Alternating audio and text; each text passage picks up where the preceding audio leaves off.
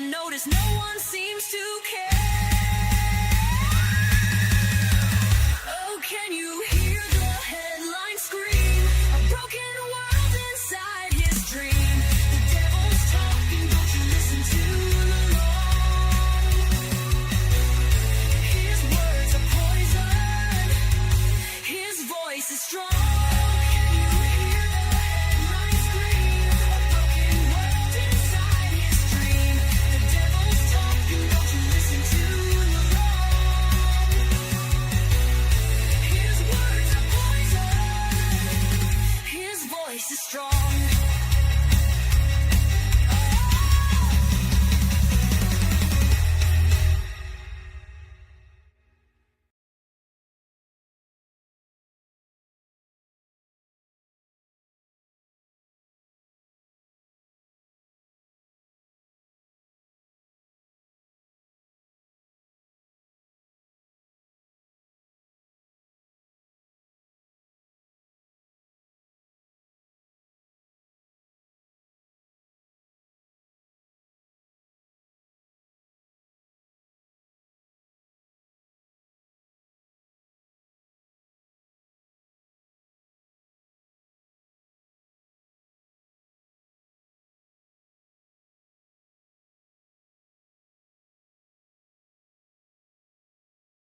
Hey, hello there, ladies and gentlemen. Welcome back to the Devil's Issue Podcast. I'm your host, Mr. Vegas. I'm joined as always by my wonderful co-host, Mr. Fatman T.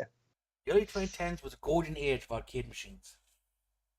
No, it wasn't. You're thinking of 1996. However, that's not the point of today's episode. We're also joined by my wonderful wife. She's in the background. Say hello, Mrs. Vegas. It's Ash. She's over there. Hello, Mrs. There Vegas. she is. Thank you very much. There she is. She thinks she's funny. Make sure I you do. giggle in the comments.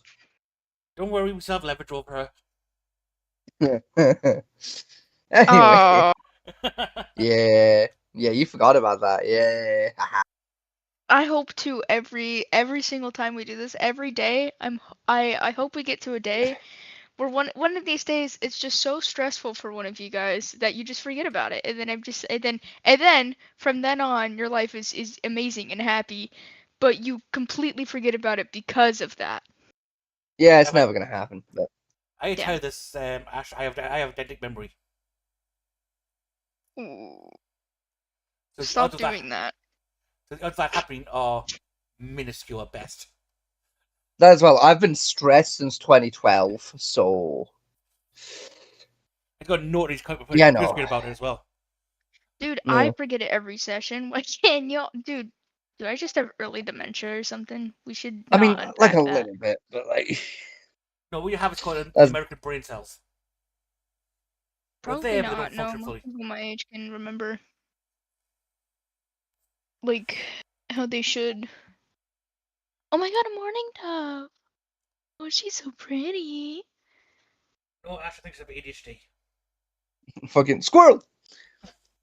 No! Oh my god, I wish I could show you. She's taking a little stroll. She's so cute. Oh my god, I love morning doves. I eat them up. They're so cute. Yep, they're tasty. Good pies. I No, really they're have not. married a golden retriever, haven't I? You Shit. have, yes. You have. Wait, I didn't watch it finish its stroll. Where'd it go? Oh my god, it's standing on a pot now. I can't make any movement. It's looking My advice right to you, at- Vegas, is don't let her drive. Yeah. Oh my god, another bird. Be scared by me. Just gonna back away slowly.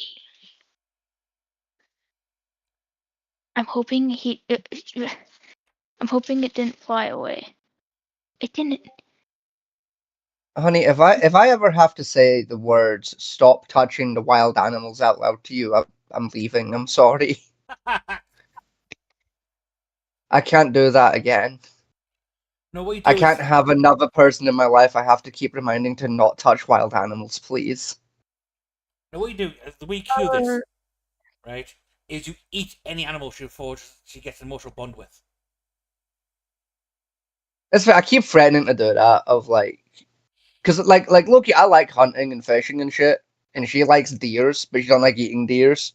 And I think Bambi is delicious.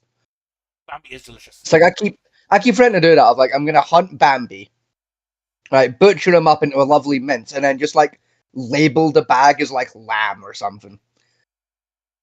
I wouldn't You know, have just lamb like either.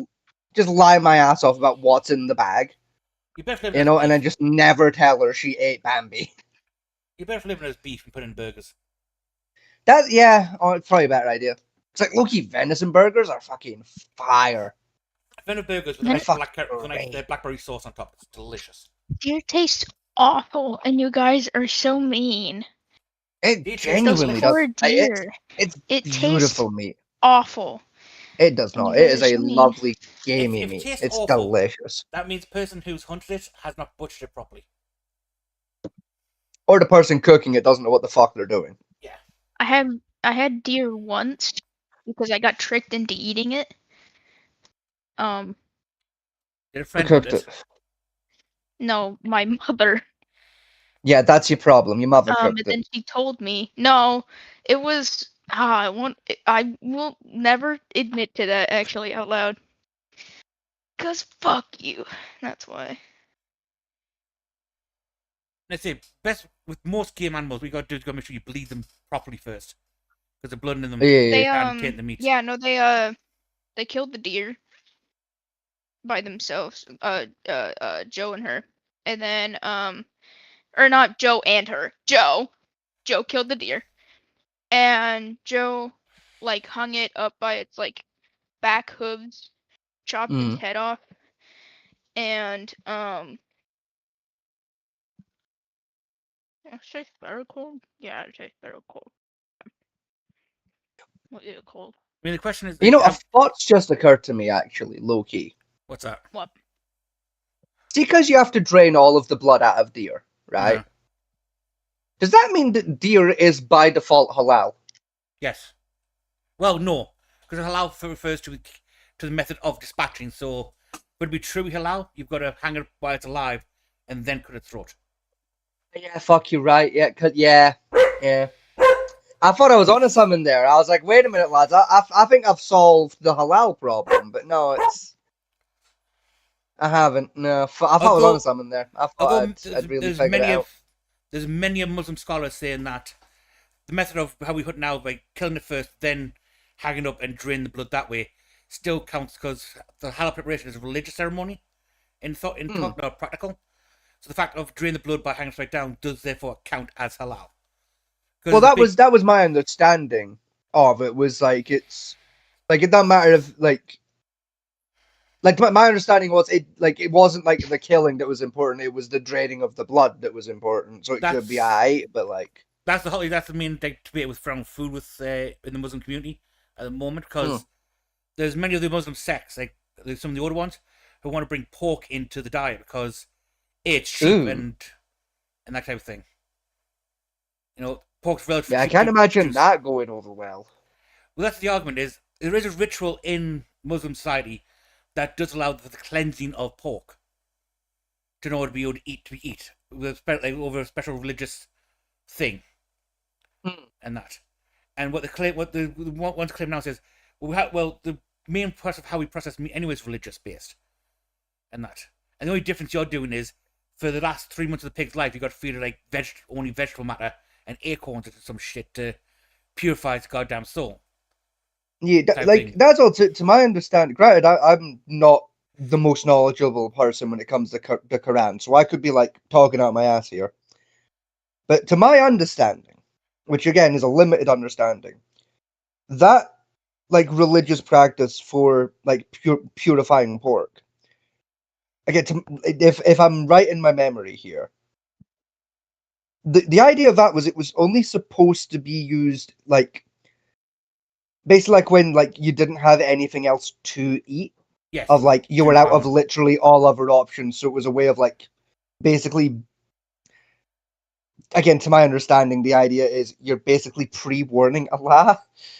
Like, I'm gonna have to eat pork, so like, can we do the 3 months of no heaven now? You know, can I like pre-bank the 3 months? That's my understanding of it. Yes, but the problem because like to my understanding, the reason part of why it's a sin in like the Muslim culture to eat pork Like, obviously, it's like, because it's an unclean meat. But, like, the consequence of it is, like, I think it's 3 months. It might be, like, Yeah. 90 days. I don't remember. There's a length of time after eating pork where if you die, you don't get to go to Muslim heaven. It's 3 months because the reason why pork is classified as a dirty meat, for it comes under one of the um paramo, the pillars of Yeah, being a Muslim. it's the same as the Jewish people of, like, like, they live in their own filth, they eat their own shit, and they're kind of cannibalistic, low-key. Yeah, and because where Muslim work is, one of the biggest tenets is cleanliness. Yes. That you have to wash, clean, put on clean clothes, and any slight dirt means you have to redo the whole process over again. Even if you fart, you have to go and re-bathe yourself and re-cleanse yourself. By eating the pork, that takes that into your body. That takes 3 months to cleanse out through normal prayer and ritual. So basically, you can't pray Yeah. for 3 months, which means therefore you're not within the blessings of God. Therefore, if you die in 3 months, you're fucked. Basically, Yeah. but like I say, there's a way of doing it in Muslim traditions to cleanse the meat in order for it to be good. And that's only done during bouts of like starvation, really, and that when the famine's starting to come through. And what they're saying now is Yeah. because of the wars and where cost of living is and like the environment, pork is fairly easy to breed, maintain with very little over and waste, and produces a reality of the food, which their people need to survive on anyway. They can't just keep relying on chickens, which will give relatively low yield for cost. So by See, basically, that's what I did, because I was about to say, like, why don't you just do a chicken? Because, like, because it's something I've never understood, because it's something I keep hearing, like, over the last couple of years now. Mhm. And it doesn't make sense to me, right? Right, It's like people like do like homesteading and shit, basically complaining of like, yeah, chickens aren't viable anymore. Like, because like, again, I will put my hands up high, and I will Mhm. confess that I'm not exactly what you would call a farmer or nothing, right? right, But like, here's my logic, right? You get an egg, right? You get a little egg, right? You get a pregnant egg, right? You stick it in a hot box for a couple of weeks, right? Chicken happens, okay? You right, cook the chicken into existing, right? You feed the chicken for about 2 years, right? That chicken's now gonna fart out food, right? That chicken is gonna have breakfast fucking hot and ready every morning now for about 7 fucking years, right? On top of that, the chicken is also gonna shit constantly. That shit is fucking fantastic fertilizer, right? So it's like, yeah, I have to spend like vegetables feeding the fucking thing. But also it shits out food for the vegetables. So the vegetables feed the chicken feeds the vegetables. Both the vegetables and the chicken then feed me via vegetables and eggs. And then when the chicken stops laying eggs, I can beat it over the head and it feeds me again. I don't understand how people starve to death when right. they've got 40 fucking chickens and a field of tomato. Like, it doesn't make sense. Okay, do you want me to explain it to you then? Genuinely, yes, actually, because the Okay, math doesn't math. okay. We're going for the point of cost and cost now, because like I say, I've raised chickens for the purpose of food and that. Hmm. Right, in order, like, an average chicken will lay 2 to 3 eggs every couple of days on average, It's about, yeah. right? So in order for the egg production to be worth your while, you need at least a flock of 10 chickens, Yeah. right? They only lay eggs for about 2 years of their lifespan, right? Right. And it takes about 3 months to raise to the point where it will start laying eggs, Right. right? So let's say even the egg alone, fair enough. But when you get to the point of actual meat production, the end product of meat production for points of station, Hmm. right? To raise right, the amount of meat you get for 10 chickens will be about 10.5 kilos to 12 About that, kilos, give or give or take, take. yeah. Chicken's about a kilo in weight, so yeah, give or take. Yeah. The amount of feed you need to get the chickens left that long, for 10 chickens, is about £1,000 Give or take. on feed, right? And even if you plan to raise meat birds, right, that's about £700. That's about £400-500 for the first 6 months to get them their Right. actual eating weight. That's even with broiler chickens, which put on weight fast, Right. right? And even then, he's still looking at a max yield of about 20 kilos. Mm-hmm. A pig, right? Raising a pig for 6 months to get to what's like 7 months to get slaughter weight, Right. right? Will cost you about the same amount in feed, if not a little bit more, but you get over 100 kilos of meat. See now, and I get that idea of like pigs are more economic. Like I'm not trying to argue pig isn't a more economic option. Like my argument is just like how the fuck people are struggling at the chicken game. Because Like, they don't have raised chickens. Because people do like chickens at home, right? Have this delusion that, oh yeah, I'm gonna have a free range chicken. It's gonna run around the grass and do all chickeny shit, and it's gonna have yeah, a nice life. I'm gonna how I dream every farmer should run things. yeah, The problem with that again, that's not sustainable for long term. And then you got predators. The problem you're talking chickens that lay eggs and all that, and broiler chickens are fat, dumpy bastards who can't move very fast by correct. comparison to the animals. So hawks are the big issue, snatching your chickens up. Then there's again with the broiler species, which a lot of people keep buying because they don't know what the fuck they're doing. Mm. Genetically, they're weak boned, so they break the legs, they die, they attack each other, very aggressive. And so in one day you could lose half your chicken flock because they don't know how to Yeah, care for them properly. They don't clip the beaks, clip the wings, that type of stuff, or have an environment where they can move about without falling over each other's asses and half killing themselves in the yeah, process. Then you've got like parasites like mites, dust, and all that, which again they don't spray for or treat for, which then reduces the meat yield to almost nothing yeah, on them. It's basically come down to lack of care, and full-time care costs a lot of money. It's not too bad if you have like a flock of 1,000 birds because you spread the cost around on that. But for like a small amount of like 10 chickens, it's a lot of cost for very little in the way of end gains on it. See, I just like from my experience, I disagree. Like I've never raised chickens. I will again hand in the air here, right? I haven't raised chickens myself, but I've witnessed a chicken raising, right?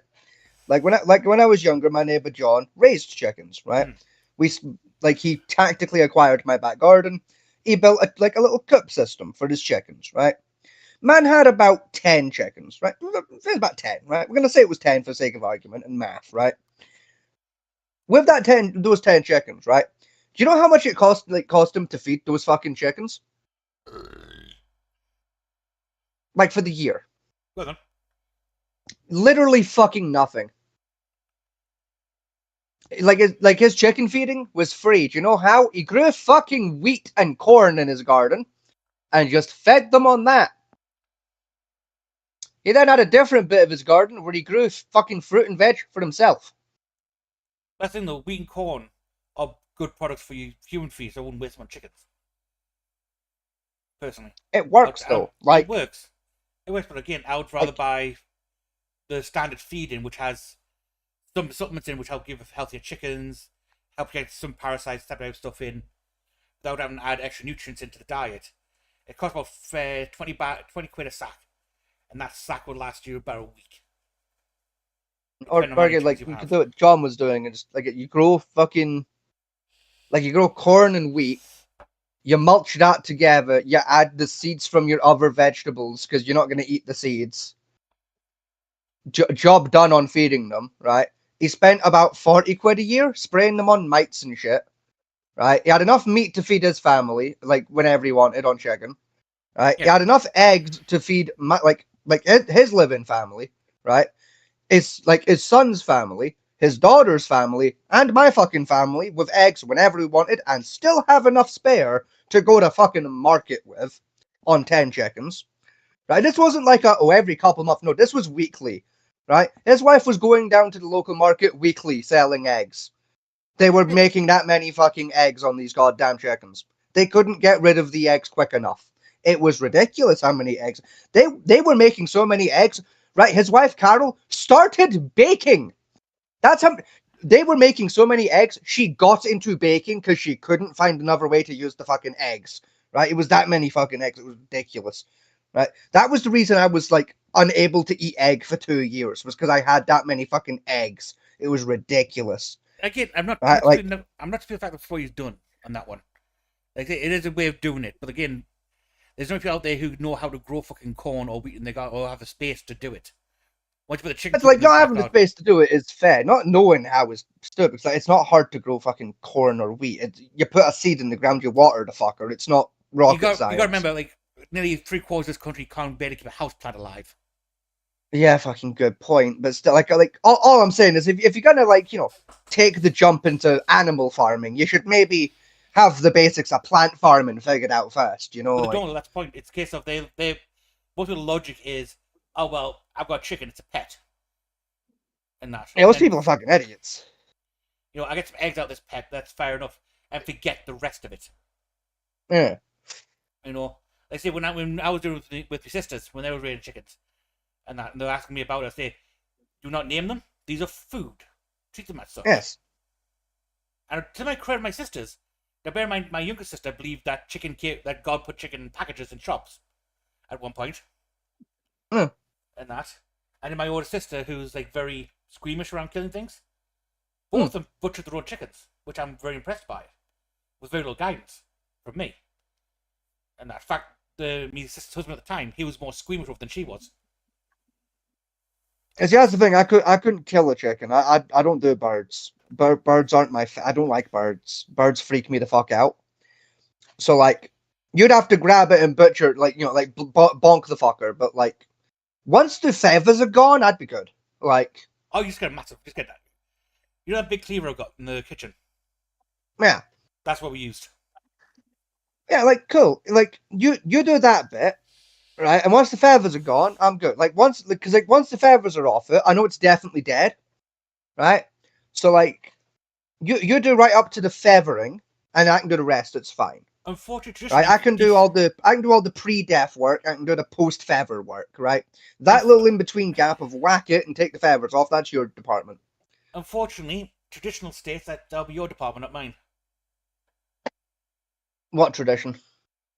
Defeathering. That's done by the feminine member of the family. Usually women.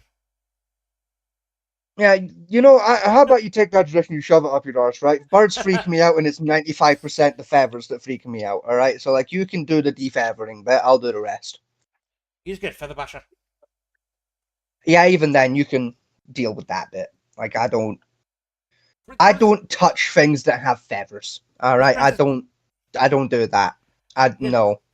This brings us back to like one of the policies that they're trying to put out with the Gordon Brown trying to bring back when he was in power quite a few years ago, was the fact of communal gardening and that. See, I've been arguing this for fucking like a while now, right?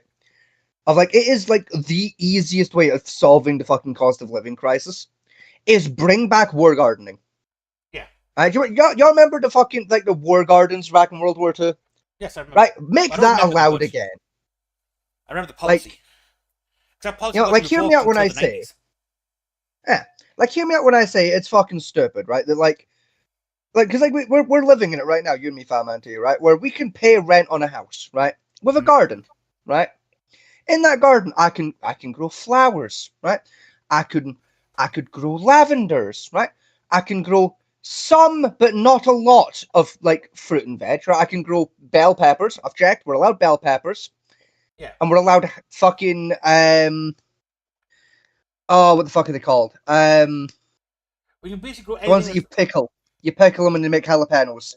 The chilies. Yeah, yeah. Right, I can grow those. Right, that's about it.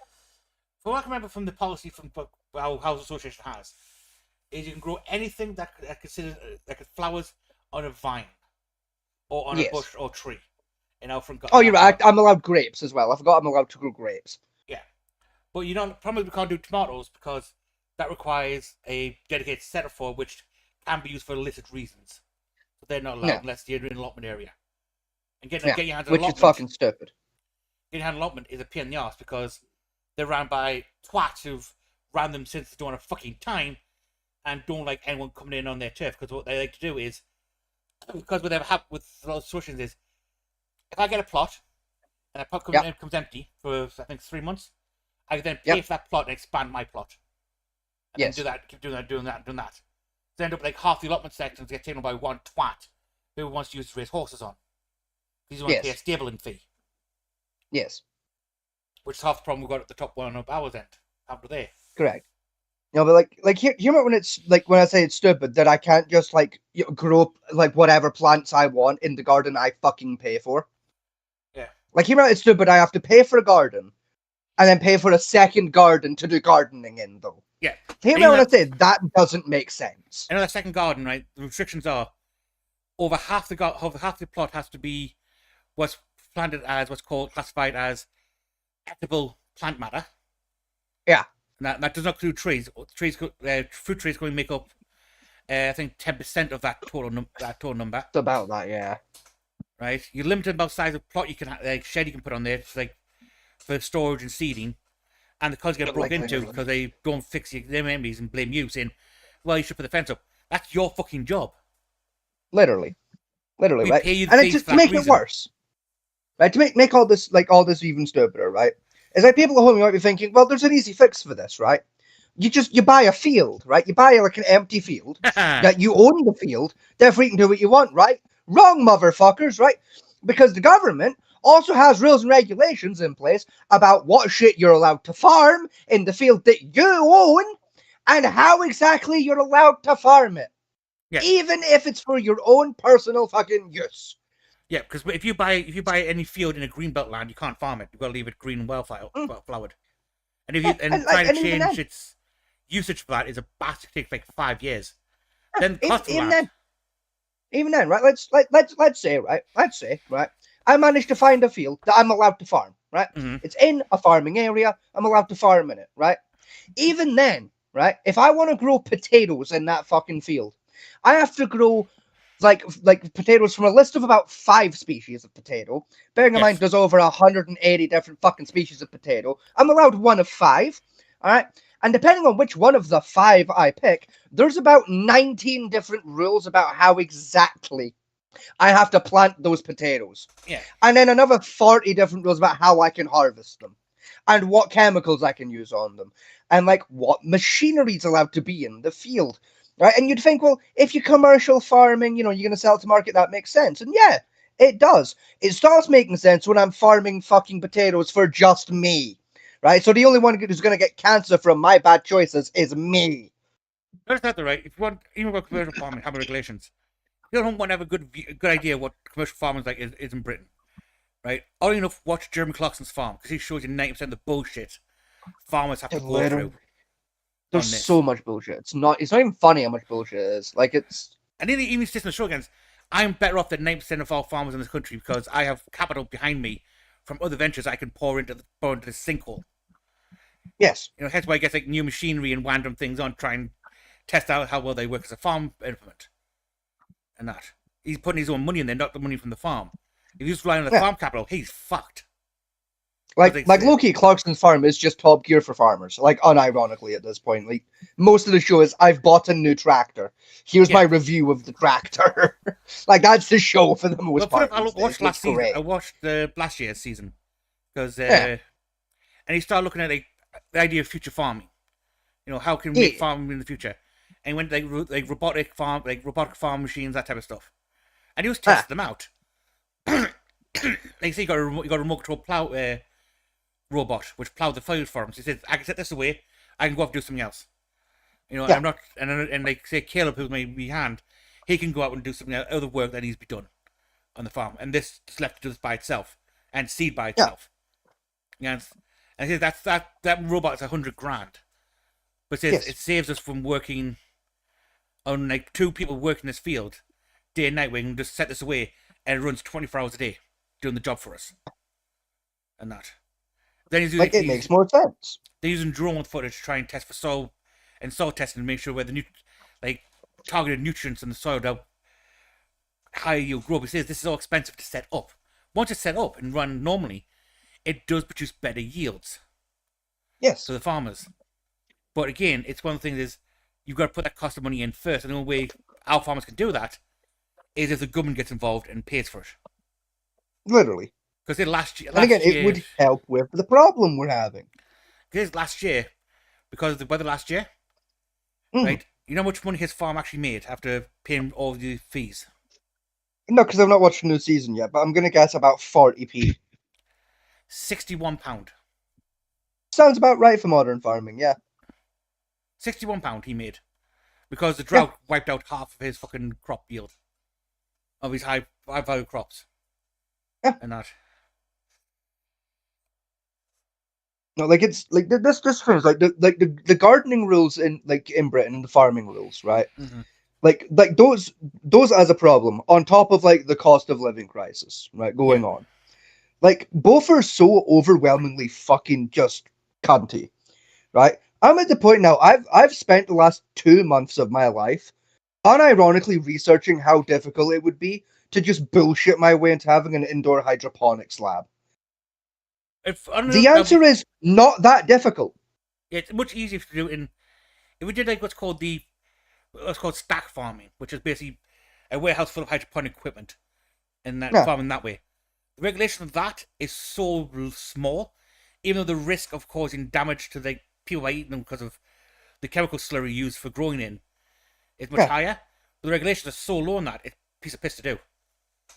I need you to understand, right? Unironically, I could turn like what little free space we have left in the kitchen into a fucking lab for about 100 quid. Yeah. There's And I'm many, fucking tempted to buy the shit to do it.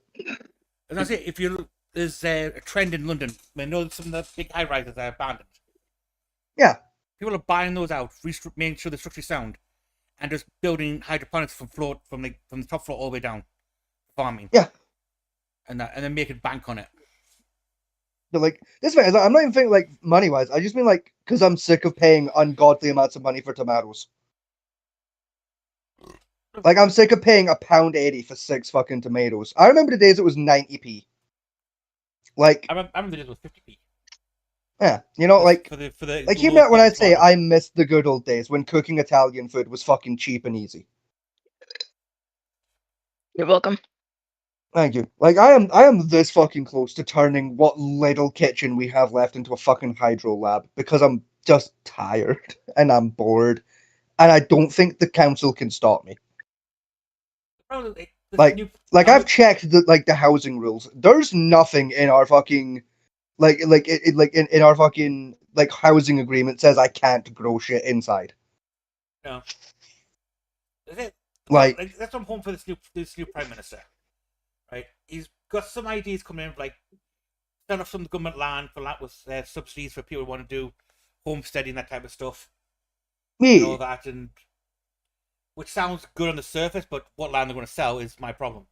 Because the only land the government controls is brown belt shit, which is, let's be honest, you hope a prayer trying to do anything on that crap without some major investment in it. Yeah. Yeah, the land cost me. I mean, to be fair, yeah, like this is like with is it Andy Burnham? It's in charge now. Burnham. Yeah, Andy Burnham. Like a lot of the policies he's been like proposing, like since he got into power.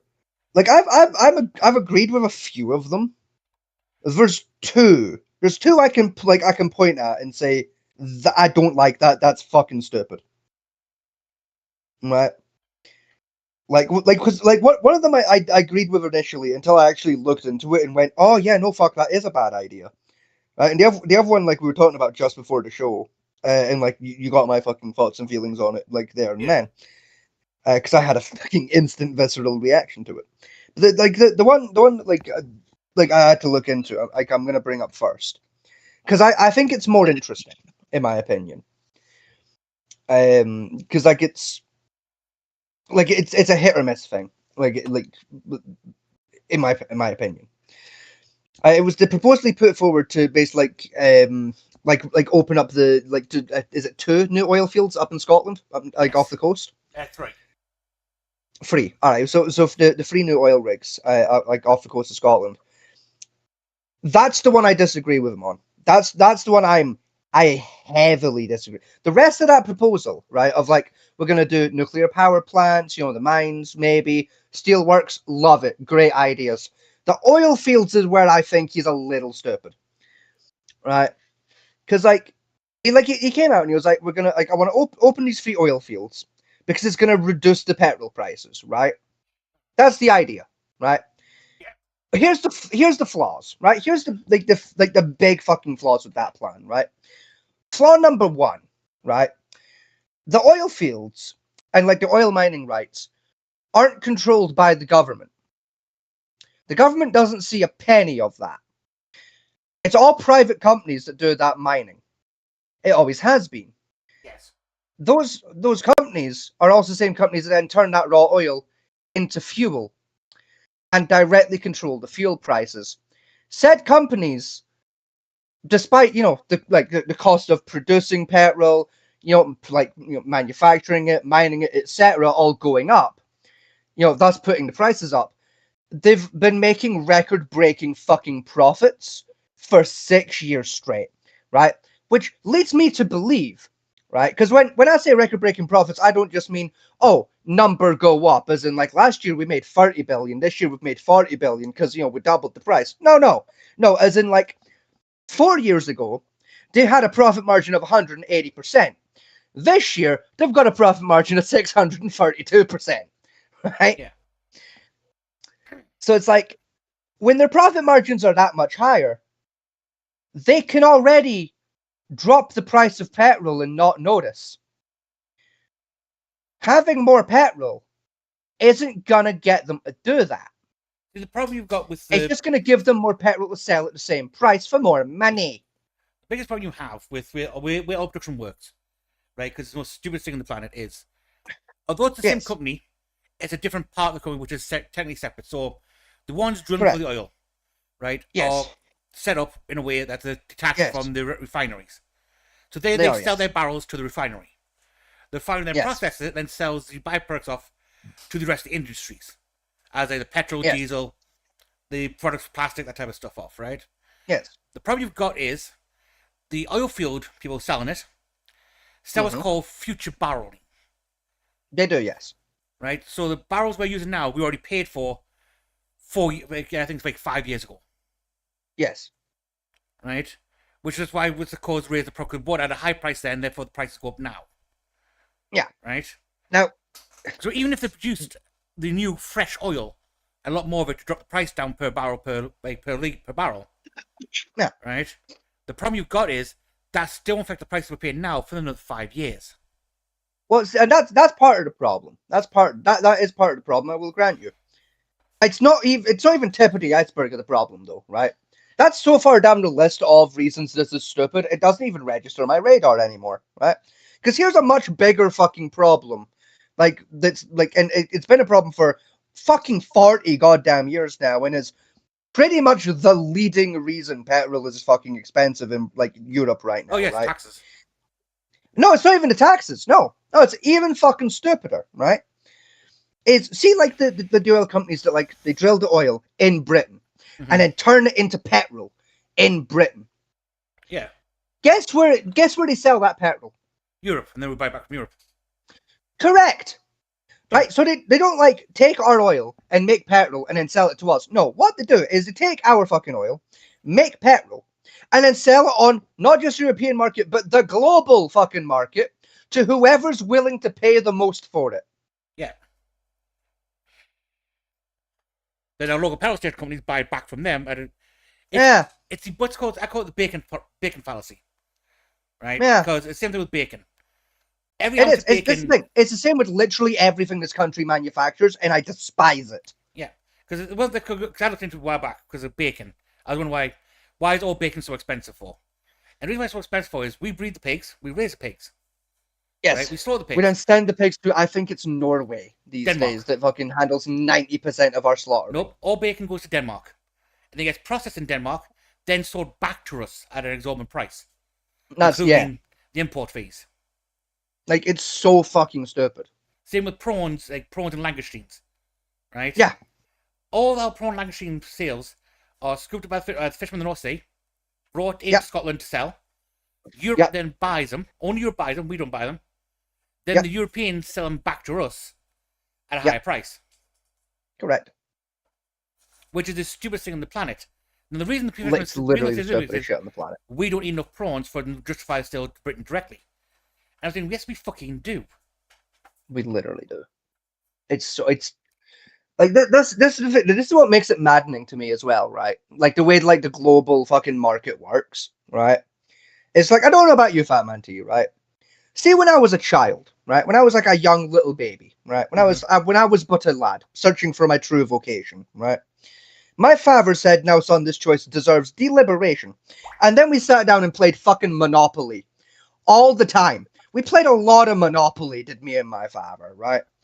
Now I know Monopoly is not exactly the greatest way to learn economics, but it teaches you the bare bones basics, including but not limited to the concept that having something, selling it to your opponent for like 40 quid, Yeah. and then buying it back for 600 quid is fucking stupid Mm. and a bad idea. Right? So if like a fucking 6-year-old child playing Monopoly can understand it's a bad idea to buy Mayfair for 500, sell it for 600, and then buy it back for 1200. If a 6-year-old can understand that that's a bad idea, then how is it every single country on fucking planet Earth can't understand that concept? That selling your shit to someone else, only to then immediately buy it back for more money, is counterintuitive and fucking dumb. Right. I give you a rough idea of how to justify it. Right? Because it's a stupid idea, but this is how they work it. Right? We'll go back to I'm the gonna prawns. hate this, aren't I? I'll go back to the prawns because it's one of the examples I can use for this. Ah. Right? So the prawn fishermen go out and catch their entire haul of prawns, about 75 tons of it under current legislation. Yep. It's about Right? They bring to port and they sell all 75 tons off to the French. Yep, the French buy all our prawns. Right? We buy back about 30 tons back from the French, and they keep the 45 for their local sales.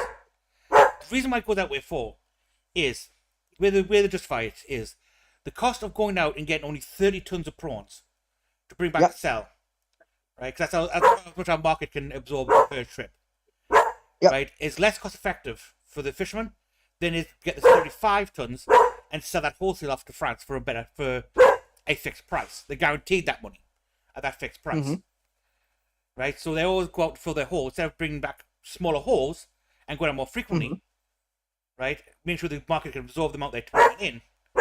Mm-hmm. They believe that's better to take out the extra week or so out to sea, bring in the larger haul, and sell it off as one giant lump profit sum.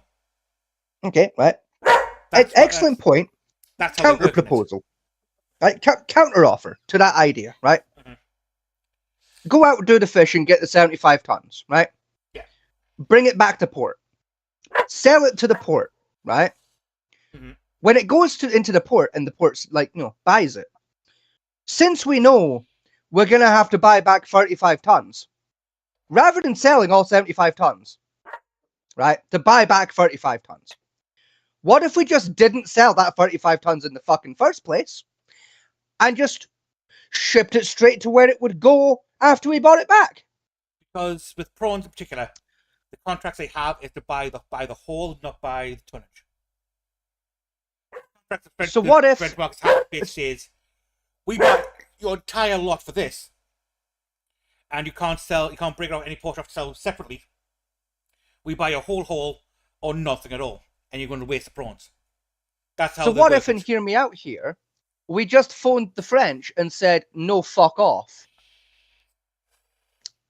Like what if, and hear me out here, we told the French, you either buy the prawn we're willing to sell you, or we're just going to stop selling you prawn. Because the French have them over a barrel, no, it's because what the French don't do is, and it's sneaky and shit, is they put a portion of that tonnage away in storage, deep freeze storage. Yeah. Right? So they know the fact they've got enough in deep freeze storage that if we try to put that stunt, they say, well, we won't buy any prawns from you. Wait 6 months, and fishermen are then bankrupt pretty much at that point. And then they've got enough prawns to bridge that gap, that 6 months, to basically bankrupt the fishermen into going back to where the contract is. And fucking hear me out on this wild proposal. There's other countries in the world that eat prawn than France.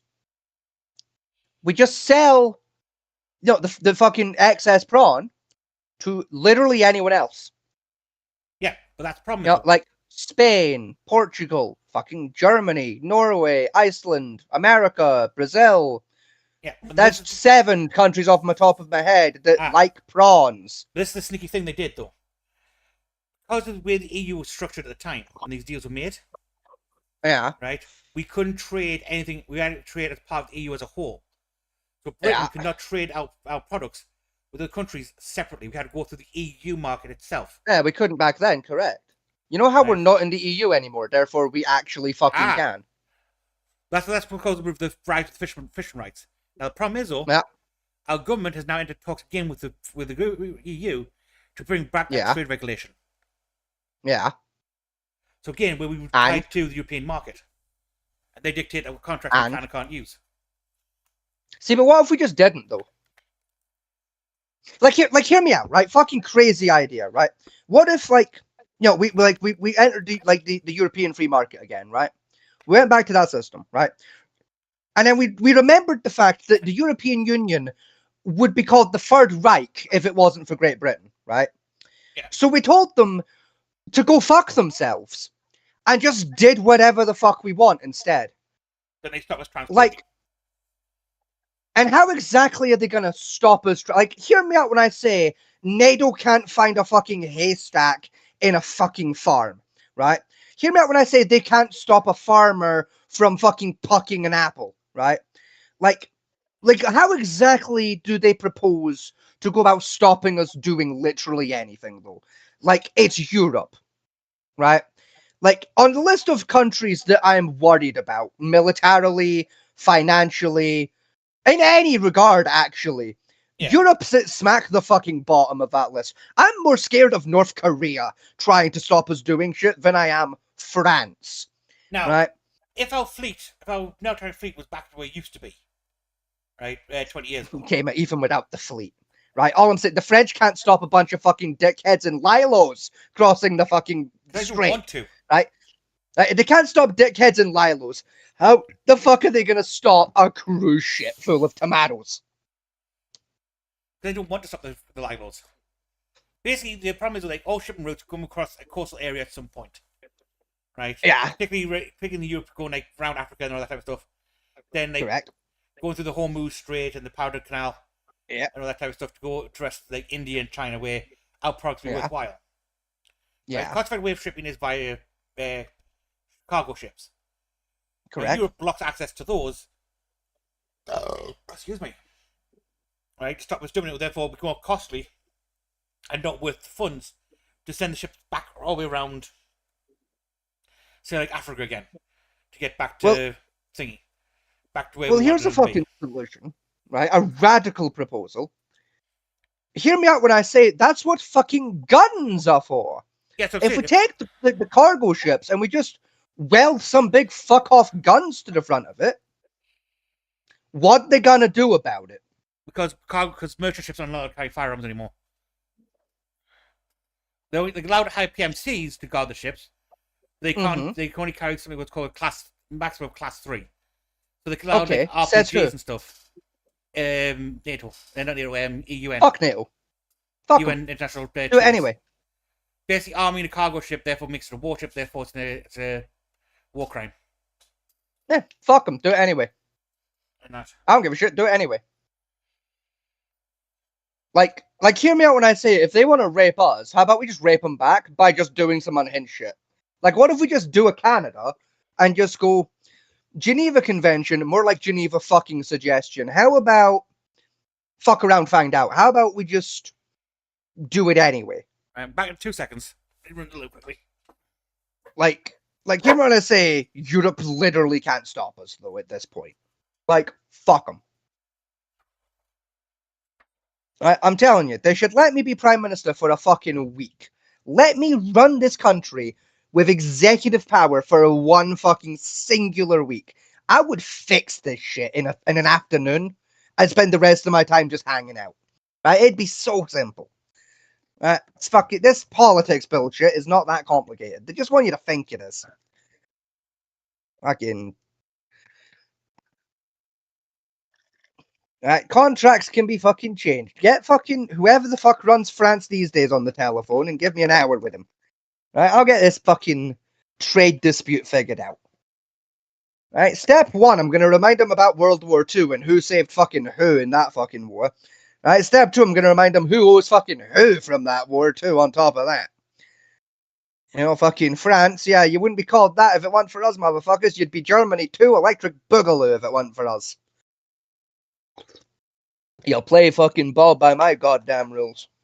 And another thing, you've lost 100 Years' War. That's two reasons you'll do business my way, you fucking frogs. And that's me being polite to the French. It's fucking... I'm telling you, honey, this international politics bullshit, it's exactly that. It's bullshit. It's ridiculous. It's stupid. It's a level of stupid. I'm telling you, politicians these days are so scared of upsetting each other, causing wars. Fuck that. Fuck that. Take me back to the good old days where we had men like Churchill in power who wasn't afraid to start a war. Bring back Churchill as a lich and put him back in charge, right? Yeah, he was a little racist, but you know what? He knew how to get shit done. Alright? Like, sure, he wasn't exactly friendly to the blacks, but you know what? He didn't hate them either. Alright? He was alright in the end. Alright, yeah, he wasn't cool with the gays, but like, there was worse people than him for that. So like, fuck it. Put Churchill back in charge. Fuck it, put me in charge. I'm way better than Churchill. I like the blacks. I think they're good people. They make bloody nice food. You ever had jambalaya? Jambalaya's fucking brilliant, alright? Put me in charge. Right? I'd make jambalaya a national dish, because it's fucking beautiful. I don't care that we didn't invent it. It's ours now. It's the British way.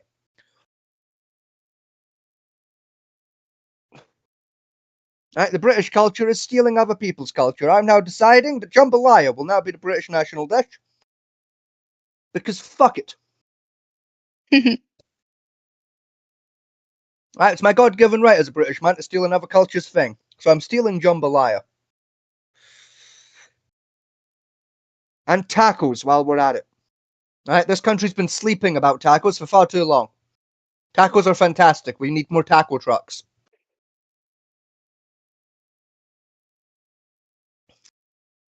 That would be one of my first, like, decrees as Prime Minister. Government-sponsored taco trucks all over the nation. Right? £1 tacos. Right? Out of a truck, worked by a G-man in a suit. Alright? It's not going to be a good taco, but you know what? It's going to be a cheap fucking taco, and it's going to have calories. What more can you ask for from a taco truck?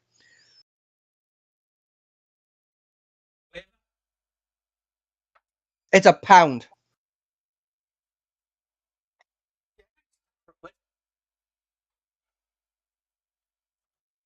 Right? It's served out of a truck that's open 24/7, and it's £1.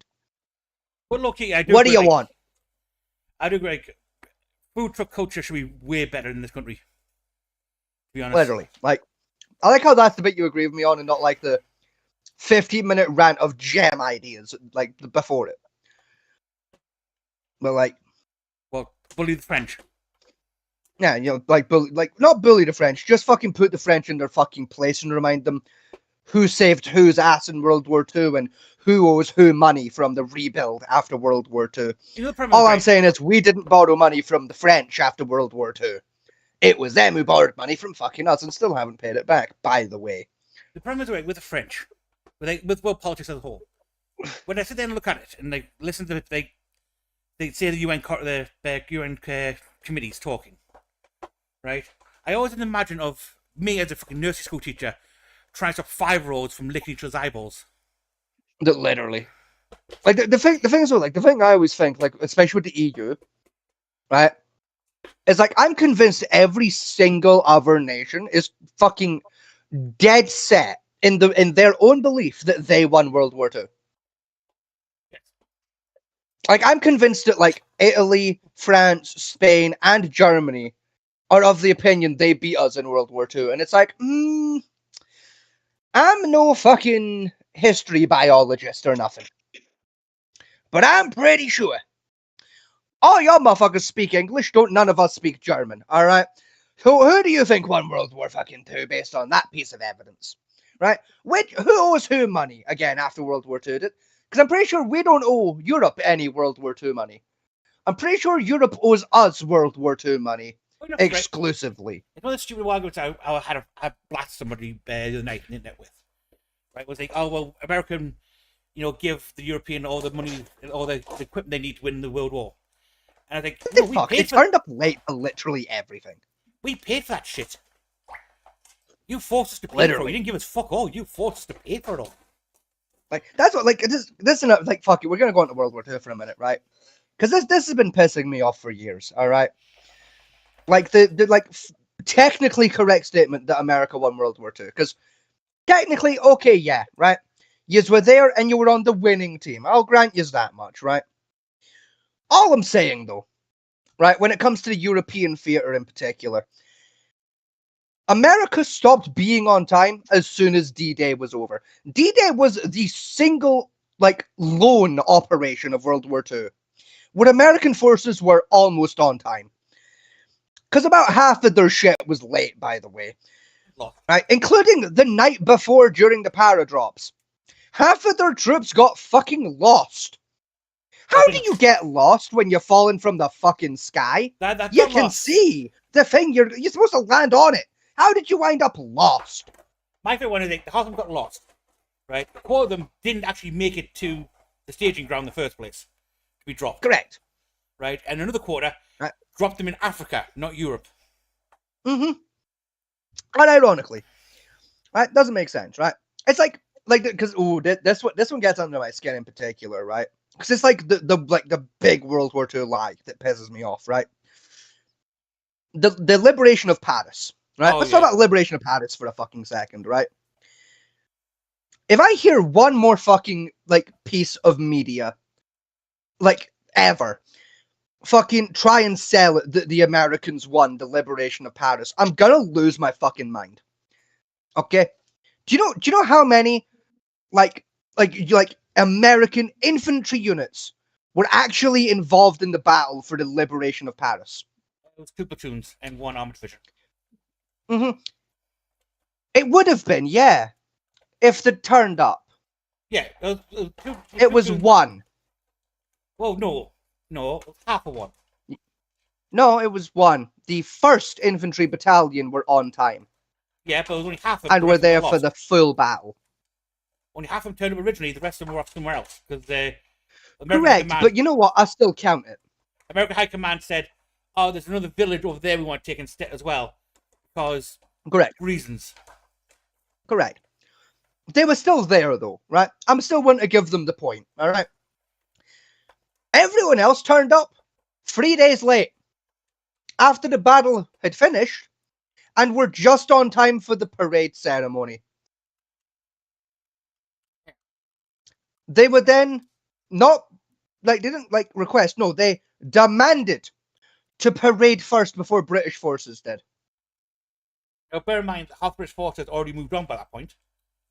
Yeah. Now, do you know how it is that I know this, by the way? Do you know how it is that I know the exact timeline for the Battle of Paris? And most people don't because it doesn't get taught in schools. Do you know how it is that I know this information? Can anyone guess? No. Yeah, my great-grandfather served during the fucking liberation of Paris. He was there on the front line in the liberation of Paris. Shot twice in the left shoulder during it, by the way. 2 of my great uncles were during the liberation of Paris. They did Dunkirk, D-Day, liberation of Paris, liberation of Poland, and the final march to Berlin. My great-grandfather managed to skip D-Day and Dunkirk. He dropped in... Ooh, I don't remember what battle it was. It was one of it was early French. It was in France for I think a year. I think it was in France for about a year. They must have done the Campania drop then. Possibly. He was there for about a year. Did the liberation of Paris and got shipped to Burma I think 2 weeks before the bulge. Unironically missed the bulge by the skin of his dick. What I like about the American point of view is like, we won the war because we breached the beach You of so D-Day, right? And like you breached 1 square mile of the beach, and you lost nearly 3/4 of your men doing it, and you were 3 Literally. days later doing it. Is that? Yeah, The rest of the force literally. kind of like just walked right through it and went, oh, and hello, I'm ours now, and walked and kept going. But more or less, like it was. Oh, it's a fucking. Ooh. Because we didn't lose our tanks. Correct. No, we actually retrofitted our tanks so they could float. Fucking. And cross the That minefield still of blowing up. bugs me. Still bugs the shit out of me. The American approach of rather than turning our boats into tanks, let's make them submarines. Yeah. And then wonder why only half of them made it to the beach. Fucking. Oh, don't worry, our armor's good enough. We don't dickheads. need anti-tank flares at the front. We'll just drive over them. We'll be fine. Oh, To where'd our bump. tanks go? Fucking American fucking World War we- II Americans specifically. Modern Americans aren't as bad, but like No, we do not Okay, require the extra thick armor on this tank to put forward to behind. They can run fast enough. Oh. It seems to can't run machine gun fire. Oh dear. fucking There's not a lot of things in this world that like irritate me like that, but like people being wrong about World War II is like right up there on that list. Oh, my absolute You know, favorite. like don't. Right? 6 clips of 5 rounds each is more than enough ammo for the soldiers to get to the beach. I mean, listen, that's the one time I kind of agreed with them actually, like because hey, it fucking worked. It didn't. Like- Most amount of ammo long before they even reached the top of the beach, and they had to resort to bayonets. Where the British It forces, still and worked. the British and the rest of the Allied forces got, I think it was like 15 clips each soldier carrying. They still pulled it off though. Like you know, credit to them. You know, like on that one point, they went in with just enough ammo to get the job done. All right, fair play, lads. Right. Right, everyone else rocked up with fucking spares. They came in with just enough to get the job done. All right, credit where credit's due. Right, but I like again, like with credit where credit is due. Right, like I will give the Americans some credit for World War II. Right, of like, listen, the Pacific Theater, that was all you guys. You guys had that shit on lock and key. All right, y'all had that shit locked the fuck down. Right, did some good shit out there. Right, on the odd occasion you made it to a fucking European battle on time. You were helpful, right? You did your work. You put the effort in. You were a little interesting with some of your techniques and your ideas, but fuck, most of them worked-ish. Right? So, like, yeah, you did your part. You helped out. Yous didn't fucking win, though, alright? Yous won the Pacific Theater. You assisted in the European Theater. Please stop getting the two confused. The problem, even in the Pacific Theater, right, they're largely subsidized by our fleet. Correct, but our lads weren't getting involved really. So yeah, we'll let them have the Pacific Theater. All right, they dropped the sun on Japan twice. We'll let them have it. All right, Yeah. they won that one. Again, it was British physicists who built the damn thing. Yeah, but still, right? They dropped the bomb.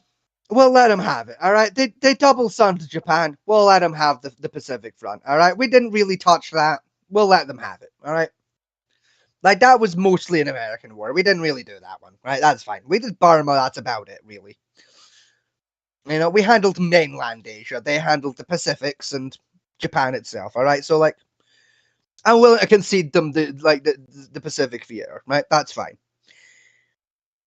The African theater, they had some dudes there. It didn't, like, they were kind of there. They kind of watched it happen more than anything. Like, they were sort of there.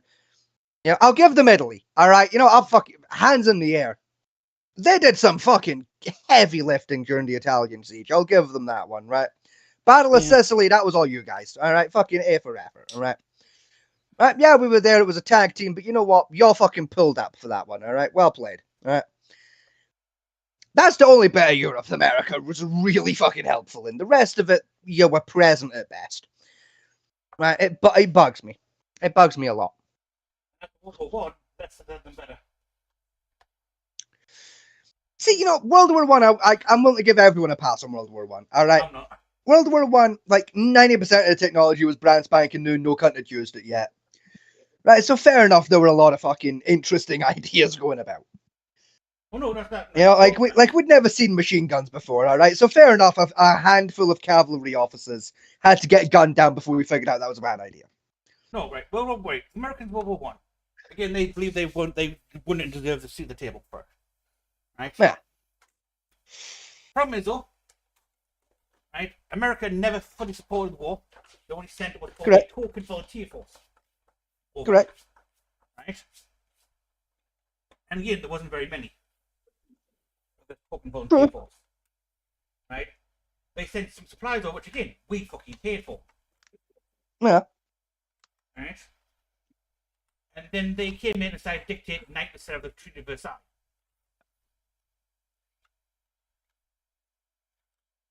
Which, you know, to be fair though, to the Americans for World War One, right? They were the youngest country involved, right?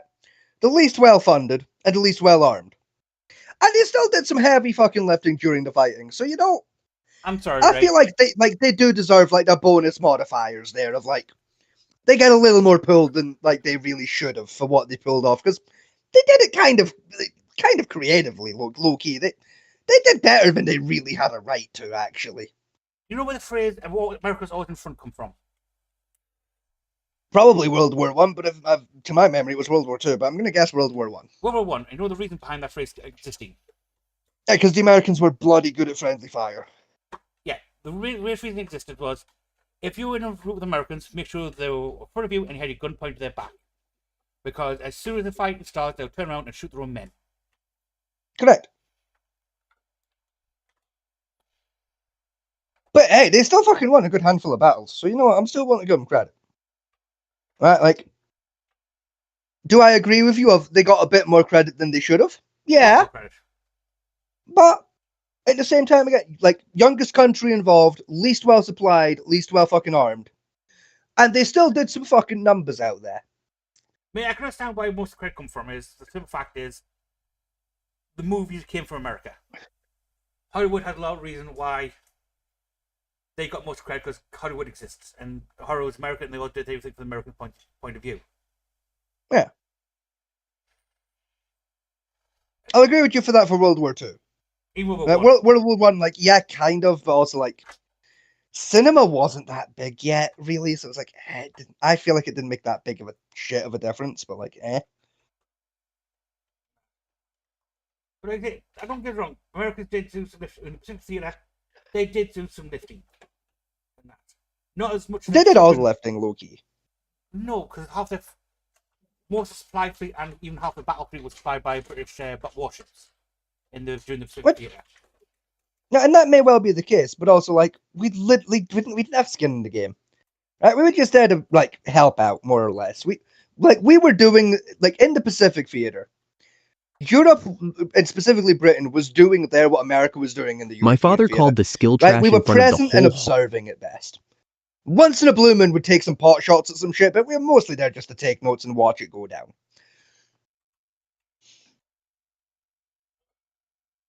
You know, like we were assisting, but we did not do the legwork. All right, we did like the arm work at best. Anyway, moving back to politics, there's one political thing I'd say should exist. Right, is that no one of retirement age should be any section of leadership of politics. Local 100%. Governments, yes, but national government, no.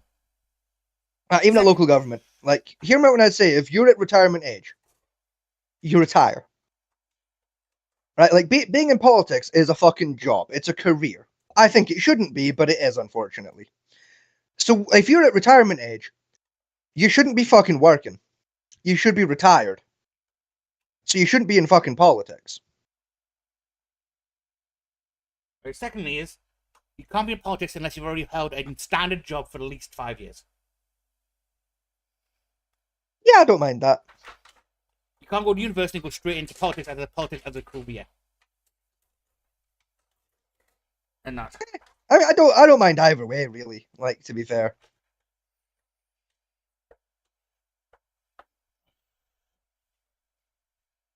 Three politicians should between the age of about 30 to 50 be age limit for a politician. Not too young. I think 20. 20 through 50. Fuck it. Now, I think 20's a bit too young. Not quite a wise to the full run of the world yet, and still very impulsive in their way of thinking. Fuck it. Fuck it. That's all I'm saying, right? Is like, because like, hear me out on like why why it makes more sense to me, right? Of like in like especially like in the modern world, right? The political decisions that get made, right? Like, yeah, they affect like people like here now today, right? They also have a fucking way bigger impact on like the people like that are like young today that are growing up, and also like the people that are like just becoming adults. It's gonna fuck them up way more in the future. You know, so it's like why is it some fucking 80-year-old guy, right, who's not gonna be alive to see the consequences of his fucking actions, gets to fuck the next generation over? Should it not be the next generation being allowed to fuck themselves over? Does that not make a little more sense? Yeah, like I feel like that 20 through 50 range. You know, everyone in that range is going to be alive to see the consequences of their own fucking actions.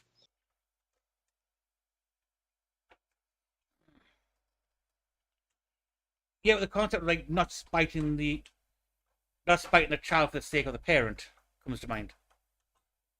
True, but also like my counter argument against that would also be at the same time. How about the parent also shouldn't be fucking spiting the child in the first place?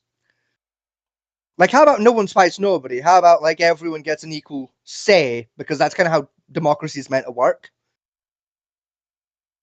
Like, Well, it is, but we're not. That's how it's supposed to work. But then there's no country with a true democracy. correct, but that doesn't mean we can't move towards a closer example of it. You know, like this whole ageist idea of like, oh no, if you're 20, you're too young to lead a country because you're impulsive and stupid. Fuck that. Right? I know 9-year-olds who could run this country better than the last 10 motherfuckers to try. Like, I feel like we should let the young people have an honest to God fucking shot at it. Anyway, you and my wife discussed this further. I'm gonna go for a shit. Ash's brain immediately just freezes. Smart things to say, smart things to say. Intelligence, axes. Adult. You're not helping the argument Government. that young people should run the government.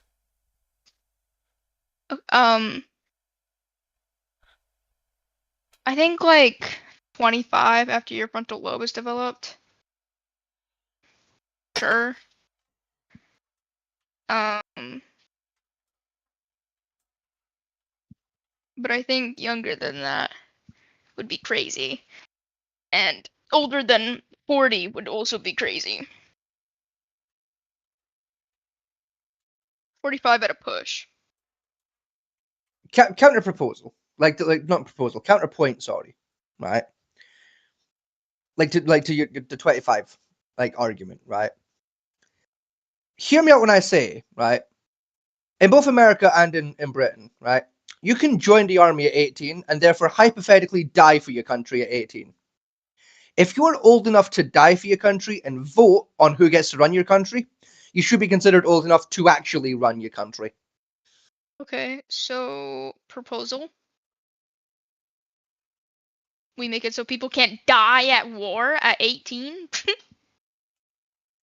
No. Like, if an I think 18-year-old only wants older to sign up people for the should army, be he should be allowed to doing do that. it. Yeah, I feel like once you're old enough to be considered an adult, you know, like whether or not you want to die for your country is an adult decision, much like whether or not you want to run the country is an adult decision. And both should be treated as equal decisions of, you're 18, you're an adult, you want to join the army, you join the army. It's a career, it's a job. You want to do politics, it's a career, it's a job. I still think it should just be older people. No, because older people aren't as good. You know, like, once you hit like Exactly. 35, you stop really being useful in a firefight. You know, it's like, Counterproposal. no offense for you. Counterproposal. Anyway, I'm going back to my shit now. Right.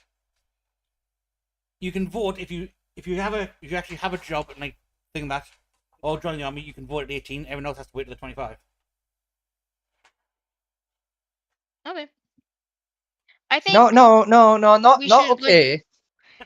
prioritize like younger people though, and make it so that younger people can't do shit like that. Congratulations, Ash, you've just enacted the 1827 voting system. Even worse, you've just described the actual plot of Starship Troopers. I don't like that my wife just agreed to the same political structure as Starship fucking Troopers. That Or Helldivers.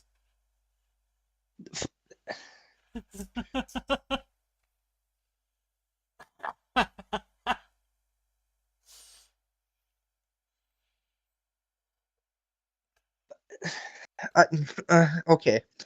I, I've been flashbanged. Fucking what?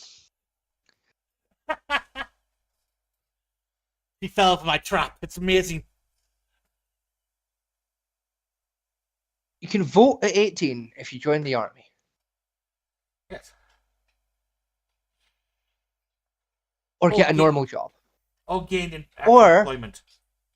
Or you can wait till you're 25 and get the right to vote. Yes. Uh-huh. See no problem with this? You see no problem in not just age gating, a basic human right, but service gating it too. Probably not, no. So let me see if I've got this right. Right. Go on. About 5 minutes ago, you said we should make it so that young people can join the army. Can't. Yeah, correct. Cannot join the army. Mhm. And then 5 minutes later, when posed with the idea of 18-year-olds can vote if they've served in the army, you went, yeah, great idea.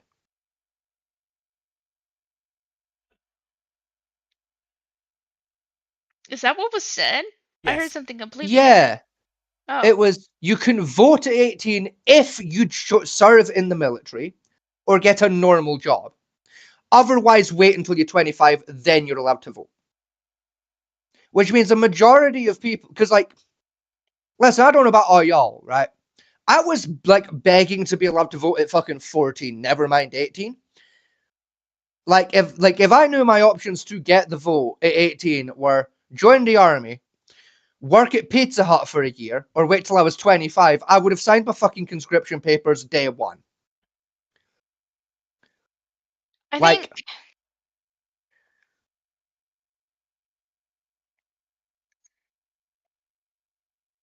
I think 18-year-olds should be allowed to vote once they turn 18, and but shouldn't be allowed to go into war or any type of military setting. see, Why? I disagree. You don't have to dictate the course of a country by voting. You don't have to then defend it. It's not even that. Like for me, like for me, where I'm standing, right? It's like if you live in like if the society that you live in considers you old enough and wise enough to like get a fucking bank loan, get a mortgage, get a job, and or start a family, you should be considered enough of an adult to vote on who runs your country, vote on what laws get passed, and also fight to defend said country. Like, if you're considered enough of an adult to contribute to that society in any other meaningful fashion, you should be considered enough an adult to contribute in all ways, not just a select handful.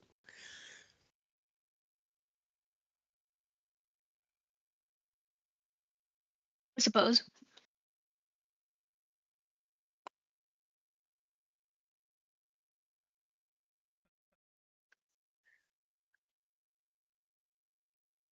Politics is a very slippery slope when you start making policies.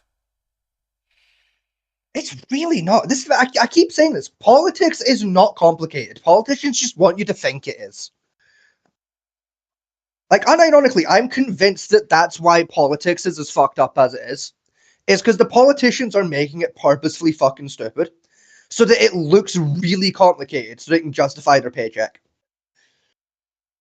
Because, like, unironically, this shit is not fucking complicated. It is just talk to motherfuckers, find out what they want, do that thing. It's not rocket science. Also, 2 minutes, I'm going to flush the toilet.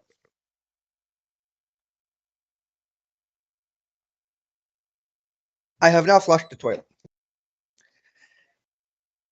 Oh, it's been flashbanged. Have you? Remember, I think it was a week back, we would go to that the TikTok cooking trend. Fatma T, I don't remember this morning. The woman put mayonnaise in salad cream and something, and it set you in beans. That was it. Yeah. That video just flashed up in my fucking For You page. Yeah, keep it to your fucking self.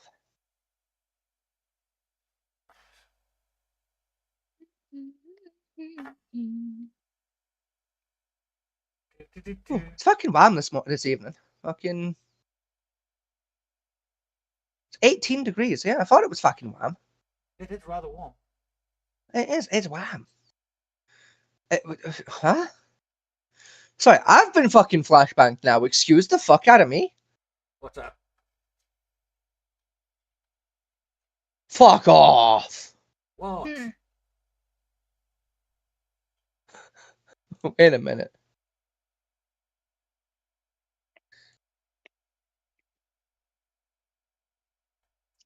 You're never gonna guess what they've made. Go on. They've made a documentary of EDP 445. Why? I don't know, but I found the trailer and it comes out in 11 days. Is that on YouTube or Netflix?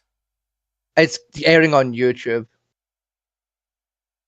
Wait a fucking minute. No shot. Wait a minute. No shot. Oh, Mr. Cupcake. Mr. Mike Klum Yeah. is who's doing it. Yeah. You came to see a child. No, I came to buy a cupcake. Oh my fucking god. No, they are doing it. What? EDP himself is in the documentary getting interviewed. Is he an idiot?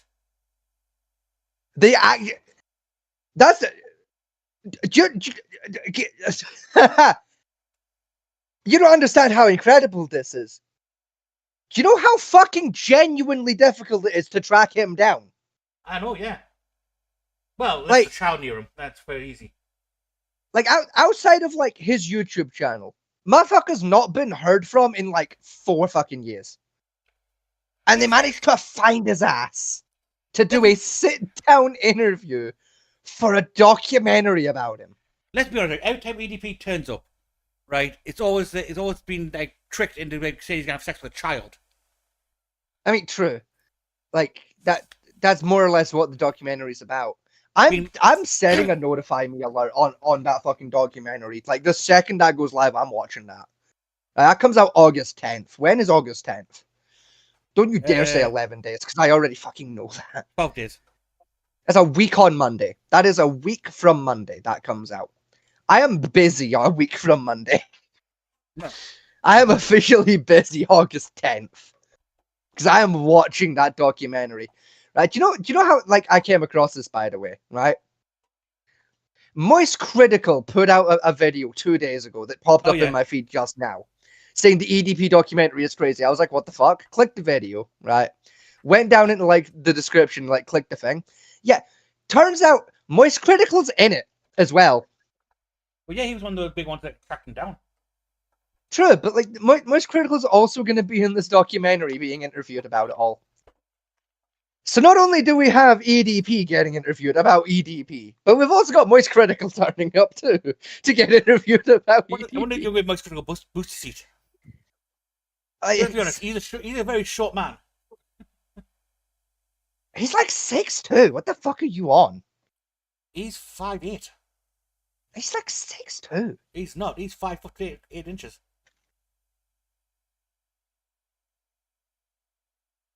Nah, I've seen like... Oh no, fuck you, he's 5'6". The fuck? Yeah.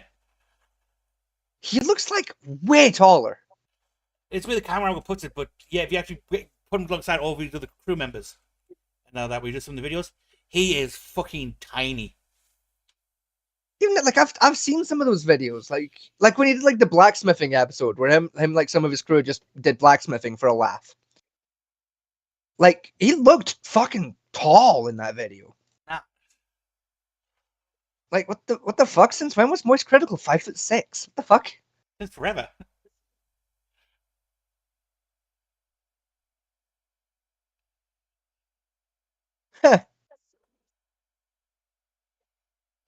Oh, his official IMDb, however, lists him as 5'5.5" Yeah. instead of 5'6". So do with that information what you will, I guess. Rounding Huh. up. I genuinely thought he was like 6'2". So like, No, he's a fairly. I mean, it's because he's skinny. You know, I'm used to like people that are that lanky just being really fucking tall. You know, Yeah. like I'm not used to short and lanky. I'm used to tall and lanky. You know, they're more fun. Yeah. You know, hear me out when I say Slender Man's a better fuck than Yogi Bear. I always assumed that he was like quite tall. I remember watching one of his videos a couple of years back where he actually said his height, and I immediately, I think he said in his video he's 5'4" in the video. It's 5'6" by 5 and 5.5, like one of the two. And that. And I was thinking, no, it can't be. Then when I saw one of his videos where he stands against all of his other friends, like, okay, yeah, he is tiny. By comparison to his friends. You know, that to be fair, that just shows how little attention I've been paying the last couple of years.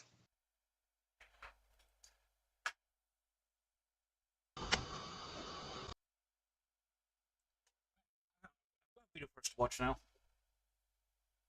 Well, you know, before we get into the video, right? I got something I'm gonna talk about for a minute. Okay. Because it's vaguely interesting. So, as I'm sure we all know, my lovely wife here has been on holiday to Illinois. Wrong. I'm not saying where. She's been on holiday somewhere. For the sake of the internet, I'm gonna say Illinois anyway, despite the fact we all know it's wrong now.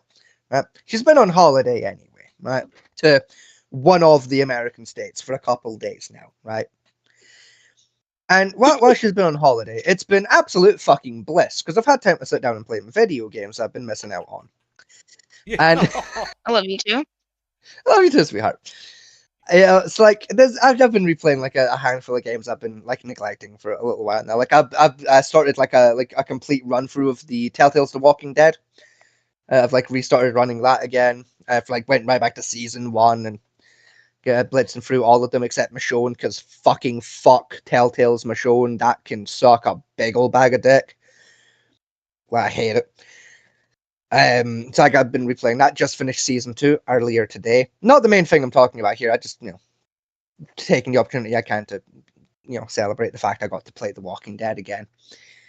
But the main like 2 games I've gone back to the last couple of days that I've been replaying recently that I want to bring up is Cyberpunk of all things and War Thunder.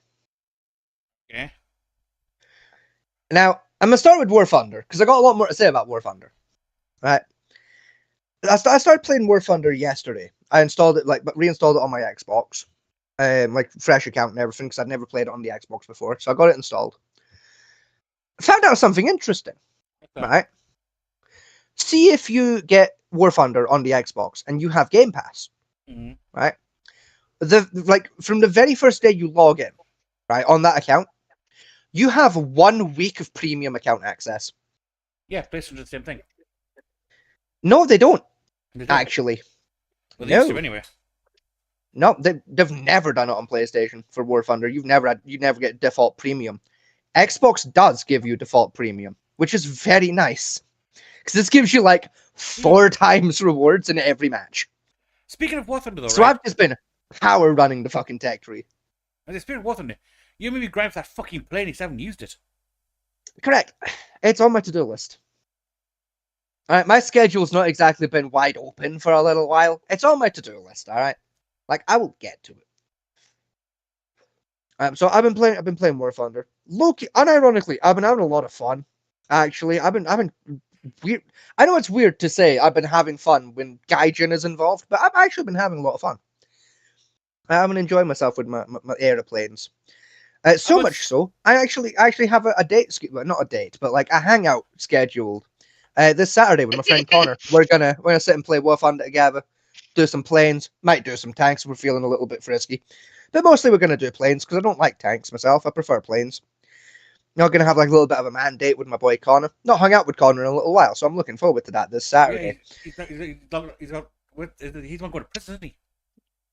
No, that's Carter that's going to prison. Carter. Yeah, It's Cody's due, isn't it? It's been and gone. Oh.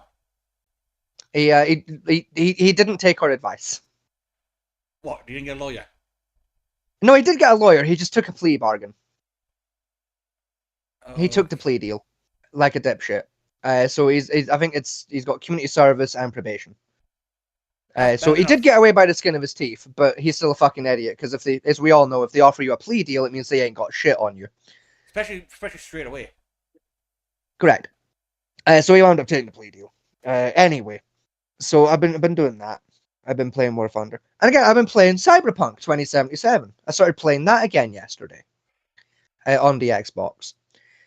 And like I've not played Cyberpunk in about 2 years, right? Like I've not played in about 2 years.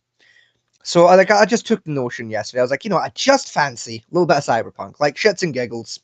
Let's see how the game fares these days, right? And as you know, like I'm on like the older version of the Xbox, but you can play the next gen version of Cyberpunk like via cloud gaming. Yes. So I was like, fuck it, like I'll check out the next gen version. Why not shits and giggles? Holy shit, it's actually a good game now. What? Yeah, they fixed a lot of the issues because what they've done was they set in what's called a sliding compartment scale for the graphics. Yeah. So it's not trying to blow your computer up by running the graphics as hard as it can all the time. It actually here's the thing. Performance more into account than graphic detail. It's not even like at the performance level. It's like in every category, it's become a good game. Yeah. Like the graphics are still fucking gorgeous, right? Like performance, even on cloud gaming, right? Cloud streaming the game. Fucking, I've had like one graphical error, and it's because I was driving a little bit faster than my internet could keep up with. Right, so the graphics got a little squiffy for a few minutes until I slowed my car down a little bit so the game could catch up, right? And you know what? I was streaming it, so I can live with that, actually. It's fine, right? Like, that was, like, the only performance issue I've had so far, right? Like, the difficulty has been completely retweaked. Because, like, it used to be, like the hardest difficulty was, like, actually, like, a motherfucker. Like, every small gunfight was just a bullet sponge. Now, like, the hardest difficulty actually feels semi-realistic of, like, yeah, if my head was full of circuit boards and my face was metal, it probably would take about 5 or 6 9mm to kill me. Like, that's reasonable. And, like, your health bar feels pretty reasonable in comparison too. Like, it's kind of nice. It's like your health stims and your grenades, rechargeable. Right? They've completely changed that system now, right? It's like it used to be like for your health stims. It was like every other video game. You went to a vendor, you bought 50 health stims, you had 50 heals, right? The way it works now, right, is you go to like your vendor, right? You buy a health stim, right? And depending on your perks, that'll tell you how many health stims you actually have, right? You buy that health stim, and the different health stims do different shit. So you're not technically buying a health stim. No, you're buying an upgrade to your healing ability instead. Same with the grenades. Rather than buying 50 grenades, you buy one fucking grenade, and your perks tell you how many grenades you have. And the different grenades are just different types of grenades. So some do normal explodey shit, some are impacty shit, some are sticky shit. And I like that. That makes more sense. Like, it doesn't from, like, a realism point of view, because, like, where are all the grenades coming from? But you know what? From a gameplay mechanics standpoint, it makes way more sense. It's so much more streamlined. I love it. It's great. They've completely redone the UI for the level-up system.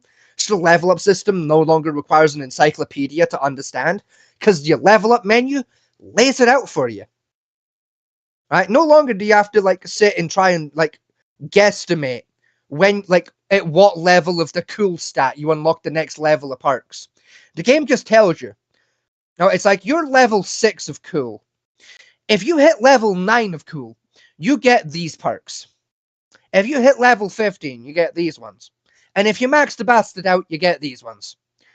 Do what you will, right? It makes more sense. They've also completely rebalanced a lot of these skills and added new ones. Half of them are from the new DLC, but you don't need the DLC to get them. Fucking beautiful, perfection, delightful, fucking sexual. I love it. It's right. I mean, I'm having so much fun with this game. It's great. I mean, I've fallen in love. I think I would be getting like doing Cyberpunk run myself. Mm. But it's like I think this game's like 30 quid on Steam. It's about that. It's about 30 quid. I No, know it's it's on sale on Xbox right now. I think it's like 40% off right now, so it's like 15 quid on the Xbox. So it's 15 quid on PC. I've just yeah, checked it like now. it's like Loki. If your system can run it, unironically, like I recommend give it a shot. Like I've been having a fucking blast playing it. Let's have a look. Right, according to the stats, yes, I can run it because max graphics cards requiring is an RTX 2060. You good? I'm running a 2030. Mm-hmm. You sure you don't sound it? The fuck happened there? I may or may not have kicked the table. Well done. Why did you that for? What did it do to you, bitch? It moved. Yeah, just didn't like me today. We'll see Yeah, about tomorrow. the table jump out in front of it, mate. Fucking attacked her. Exactly. Dude, who put this table here? Literally. I mean, I've been running really go back through the old Fallout games. Yee, I've been seeing you. Been seeing you doing New Vegas and that. Like With New Vegas, I've got 3 and I've got you 4. picked up Fallout 3 and you've got 4, yeah. I've got no DLC 4 yet, but I'm going to get some eventually. Unironically, right? And I mean, I'm biased because I've put an ungodly amount of hours into Fallout 4. Yes, I know. Yeah. I've spent an ungodly amount of money on Fallout 4. So, like, the best advice I'll give you when it comes to Fallout 4, when it comes to the DLCs, right, is basically make a starting character that's just for getting a feel of the game. Don't bother with the DLC yet, just do base game, right? Make a start character to get used to how the game works, right? And like, don't really follow the main plot yet, just dick about for a bit, right? But dick about with like the core mechanics. So like dick about with like combat and things like that. You know, dick about like skill builds and that, but specifically dick about with the base building mechanics. See, that's the biggest thing Right. with me, which I know it's in the game for a reason, but I'm not a big fan of it. Is the It's fair. base build mechanics in games like Fallout and that, because like it doesn't need it. It's just there to be extra. See, I disagree. I played, Unironically, I argue Fallout 4 is not the best Fallout game, but a better Fallout game because of the base building. If Fallout 4 didn't have the base building mechanics, it would have been a fucking 4 out of 10. I mean, Fallout 4 was the last one I played before I started this run. And so I know the base mechanics do exist, and I've used them to some degree. In fact, I think I built like 2 bases, and one was the militia fort I rebuilt up, and the very first town you start off in. So Sanctuary in the castle. Yeah. I think maybe 1 or 2 of the smaller ones I just didn't I think you have to do 3 of the smaller ones before you unlock the quest to go do the castle. So you probably did like 3. No, the quest for the castle is just a straight run for doing the Minuteman run. Yeah, like I said, like during the Minutemen run, I think you have to do at least 2 help settlement quests before they'll give you the castle run. Yeah, it was. Again, I can understand why it exists. I think it does add another level to the game of managing a faction and civilization type thing, and Yeah. you know, fair enough, all cool. But to me, Fallout, give it Fallout and like Skyrim and all that type of stuff, it's less about building a faction. It's more a case of like exploration of the map and find new shit to play about with. Yeah. rather I than mean, nesting. with something like Skyrim, yeah, I'm with you. Like Skyrim very much so like didn't need a base building mechanic. I'm with you. Like with Fallout though, like to me like with Fallout, like especially because like I play it like a lot of time. I play for Fallout on survival difficulty because I'm a masochistic son of a bitch. Right? I like suffering when I play video games. So it's like especially like in again like Fallout 4, where I am doing a lot of exploring and I'm doing a lot of looting. Like having like a home base or a handful of home bases that are connected to each other, Mm. where I have a place where I can go out. Like basically, I go to my base, I get geared up for like that area.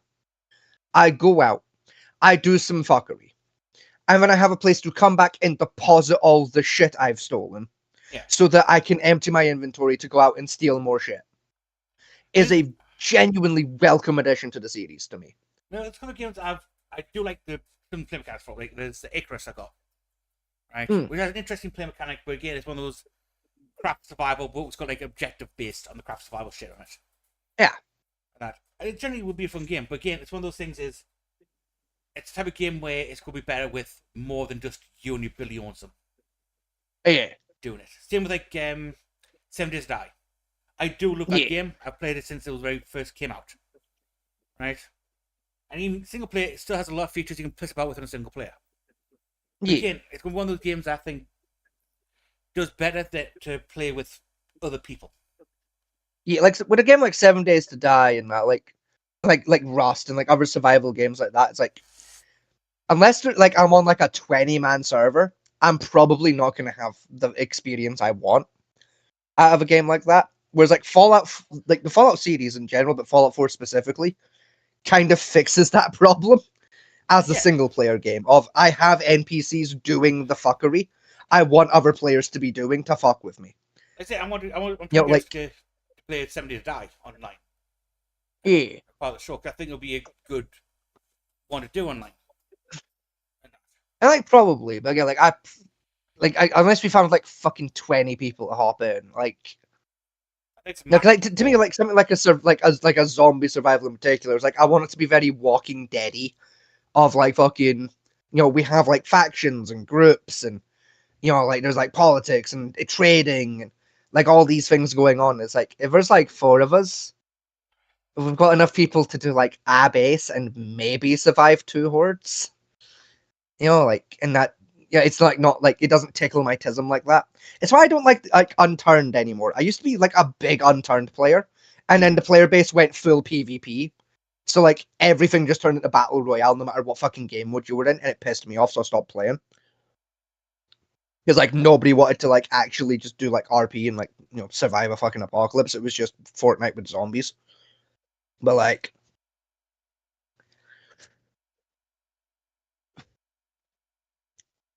no, but yeah, like that's what I was gonna say. Was like play Fallout 4, like just like as base game, and like get to grips with the base building like mechanics. And then if you really like the base building mechanics, when you're buying the DLC, buy the anniversary upgrade so that you get like all the Creation Club gear, because like the Creation Club DLCs are fucking peak when it comes like for base builders like me. We're like, because again, I play a lot in survival difficulty, so like I kind of have to rely on base building a little bit to like stand a chance at surviving. Because like you need farms to give you food, and you need water farms to give you water, and like I set up dedicated like city hubs that have like a bunch of traders, so I can buy and sell gear and like things like that. And it's like there's one DLC on the Creation Club that's like it's usually it's about £2, but like it's included with the Anniversary Edition. It gives you security cameras, which sounds like the most useless thing on planet Earth, right? And it mostly is, to be fair. That same DLC though comes with like sandbags and barbed wire. And they're not just decorative either. Like the sandbags actually act as blocking walls, so you can like basically herd enemies into a funnel. And the barbed wire actually does damage if you walk into it or an enemy walks into it. Yeah. Like they're actually vaguely useful for like stopping attacks on your bases, which can happen. It also has a beacon that you can build in your like settlement that forces enemy raids to just keep happening, basically in an infinite wave until you turn it off.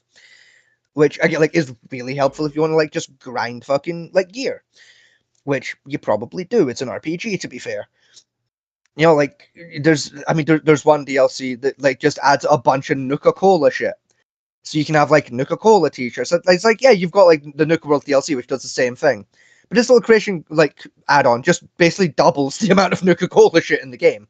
So you have like Nuka-Cola furniture and shit like that, and like it's not like helpful. It's the same shit as you already had, just with a different coat of paint. But it looks pretty. You know, so it's like if I'm building like one of my cities and I'm like, I'm gonna build a diner over there, you know, it gives me more options of like, oh, I could do like a Nuka-Cola themed diner. Fuck it. You know, like it's like one of those like things of like, if you're not really into the base building, just pick up the normal DLC, you're fine. If you like the base building though, go for the anniversary upgrade. Just fucking treat yourself. Even if you don't like the base buildings, like low-key anniversary still worth it because there's like other DLCs to do, like other shit. But I'm mostly there for the base building stuff.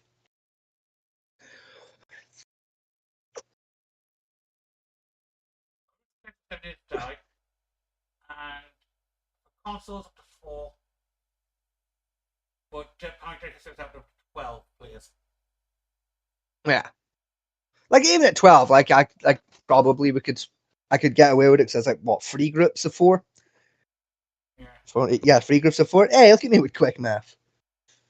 And Icarus is up to 8. So yeah, like with Icarus, like I've heard you talk about Icarus, and it's like it doesn't seem like my thing. You know, like that like it's gonna sound stupid, but like I don't like games that are just base building for the sake of base building. I want a game to like give me an actual reason to give a shit about building my base. With Icarus, it's not based on basic base building. Icarus is an objective-based survival, so you take on missions to under the planet, and you've got to clear certain objectives. Like you've got to mine X amount of this particular mineral or to send back up, or farm X amount of meat, or collect X amount of samples of wildlife, and you build your base up to able to get the equipment needed to do that job. Exactly. Like it's to me that's I'm building a base for the sake of building a base. At that point, it's I need like this one piece of technology to do this mission. To get that piece of technology, I have to build a level 5 base to research that thing. To get the shit I need to build the thing, to then use the thing for 5 minutes to finish the mission to go home. That's one of the games. I have a spaceship. Why didn't I just print the fucking one thing on the spaceship, you know? Because you're basically a broadcast mercenary doing jobs to get your own living. At that point, just buy a fucking gun, glue it to the front of your spaceship, and hunt pirates. Like, that would be a genuinely more fun game. Like... And the number way basically is a case of like just like creation mode, where you're just basically building your base and basically doing Stardew Valley in space with no oxygen. Yeah, which again is... It's just... It doesn't sound like my thing. Like...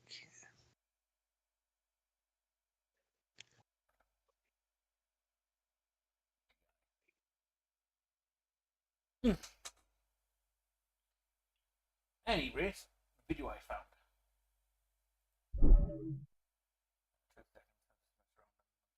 Wrong one. Take your time. It's been a little while since you had to do this, so like, take your time. Yeah. You boob. Now, this one, please don't forget to press the button so that me and my wife can see the video. I'm on doing that now. Fantastic. Now, this one, I think you covered before. 50-50. Let me see. You won't say yes. Let me see. Right. Stop moving the fucking screen. August the Dark. The new worship on internet. Okay, move the screen down a little bit now. Thank you. 2 years ago. So yeah, there's a decent chance. Yeah. I think Pizza and chips. You what? I think it's based on that frying pan. I think it's European pizza and chips. So like pizza and fries. Which is British, I think. That's disgusting. What, deep fried pizza? That too. Or just pairing But pizza also- with fries. Yeah. That's fairly common. Of like, I'm gonna eat some That's pizza weird. and I'm gonna have like a tray of fries. Like That's common pretty much anywhere outside the USA. Even in Honestly, Italy, yeah. you can get I mean, the things. Italians are gonna look at you weird over it, but like they'll still make it for you. Yeah. I mean, Italy more southern Italy was more touristy go, but yeah, but still a thing in Italy. Yeah. But yeah, this is apparently her and apparently being dubbed the worst chef on the internet. Well, she's got pizza in a frying pan, so I'm already halfway to agreeing here. Yeah, well, Because like that's not What? where pizza goes. I don't. Oh, okay. That's Tesco's their fridge pizza. It is, and it's in a frying pan, which is not where that goes. With an inch of Like oil. terrible pizza. It is. It is, But but it's cheap pizza. It's Those like it's 50p. do it yourself with Little Caesars. To be fair, it's cheap and it's like 50p. yeah, like I said, it's DIY Little Caesars. It's great. What? No, Hang on, what the fuck? Oh, that's salt. She just poured salt all over the thing. Oh. what Hang on, what the what's fuck? happened to those beans? That's a frozen ready They've meal. been cubed. Why does it look like she's taken a photograph of beans, printed it out on paper, cut out the fucking picture from the paper, and thrown that in the pan? That's a ready Why meal. are the beans so flat? That's a ready meal. She's emptying a ready meal into a frying pan with oil What the fuck? and salt. What the fuck? I wonder if her has a life insurance policy. Mate, there's poverty, and then there's just giving up levels of poor.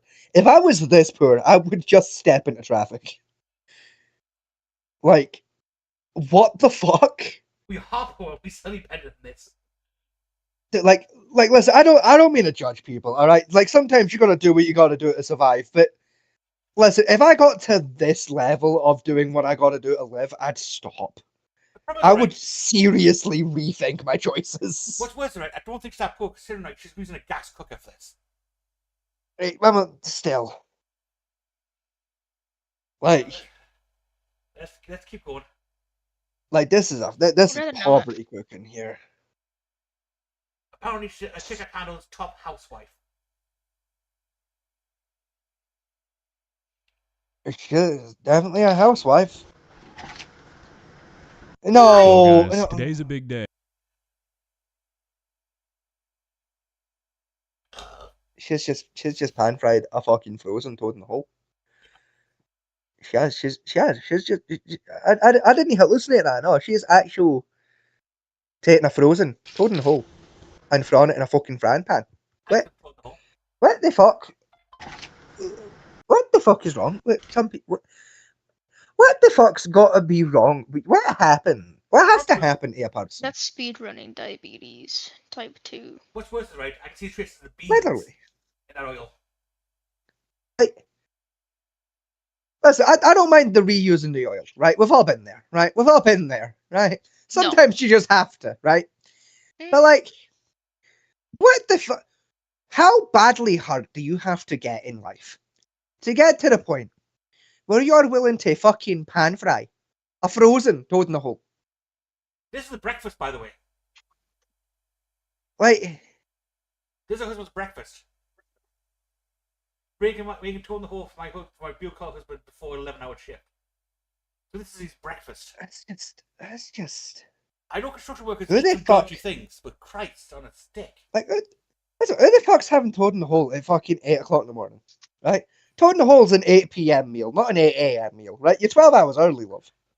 Right? Get that bastard back in the freezer and cook him some bacon. I didn't excuse like midday. Right? No.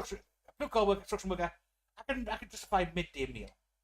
No, not toad in the hole, right? Toad in the hole's like those chocolates, right? 8 p.m. onwards, right? It's called an after 8 for a reason, right? Toad in the hole is tea time, right? It's no lunch, it's no dinner, and it's not fucking breakfast, right? That bastard's for tea, right? That's your evening meal right there, is toad in the hole, right? Paired with the after 8 mints after the fucking meal, with mayhaps a cheeky lager, right? It is not a breakfast food. Anyway, let's keep. Alright, that shit's way too Well, heavy guys, for today's a breakfast, big right? day. You'd It's been shit quite yourself some on the way to time work. since I've been able to come on here and confidently announce that I have found a new internet chef that is able to live up to the level of incompetence that we have grown accustomed to. But here we are. Given what I do for a living, it's a pretty rare occurrence that I see anything cooking related on the internet that actually manages to shake me to my Oh, the very stag. core. But it's always a The good day fucking when it happens. skag, she's The other getting in day, it. somebody tweeted at me to check out a TikTok Did he account fucking named scoop the Top skag back Housewife. at it, And you once I did, fucking I knew dick? the game. I get a tag it out. Anti-chat. Fucking, oh, I hate this.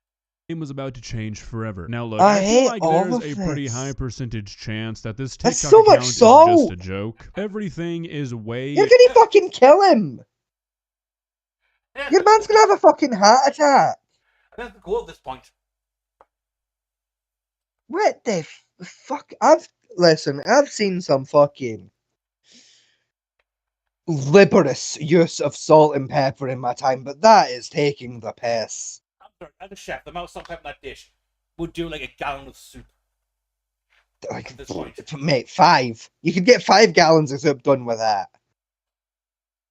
That's fucking way too insane. on the nose, but there are a couple things that throw me off just enough to think maybe, just maybe, this could be real. This account presents itself as like a video journal archive for a woman who films what she makes for her husband while he's at work. And the meals that did he this woman flip- makes she for her flipped poor it. husband are kind of hard to explain with No, words. no, It's one of those kill things somebody. that you're just gonna have to see, okay? So let's not waste any more time. Let's begin. Please subscribe. No, the wee sad blue plastic plate and oh no. 3 chicken. That is sad, right? 3 chicken nuggets. That's so sad. 3 nuggets is the saddest part of this, yeah. Not 4, not 6, 3.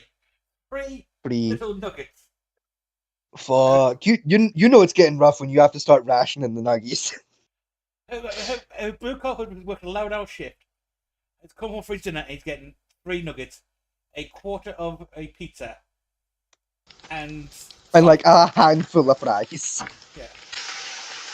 Oh. No.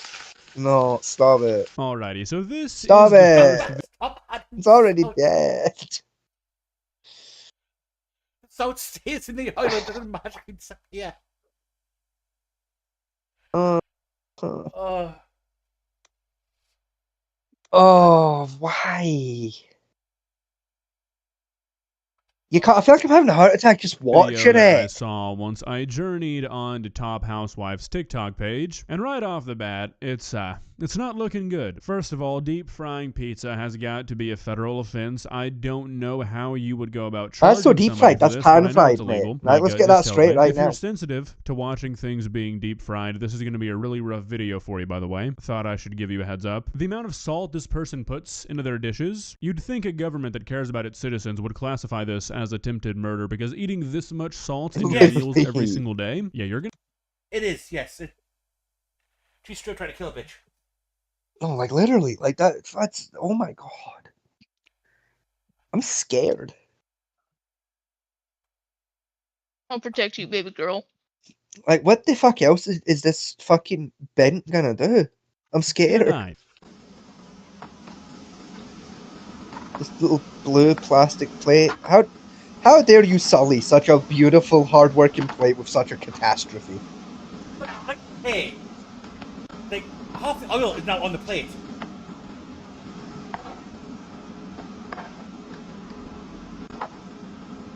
She's getting more chips on the fucking the stovetop than she is the plate. Yeah, nice healthy scoop of oil. Go with it. At this point, Yeah, it'd be sure healthy. to scoop up every last ounce of that week-old contaminated oil. You wouldn't want to lose out on any flavor. The amount of oil that's been transferred onto this plate looks like what you would There's clean a out of fucking pan puddle after of you fry some. it.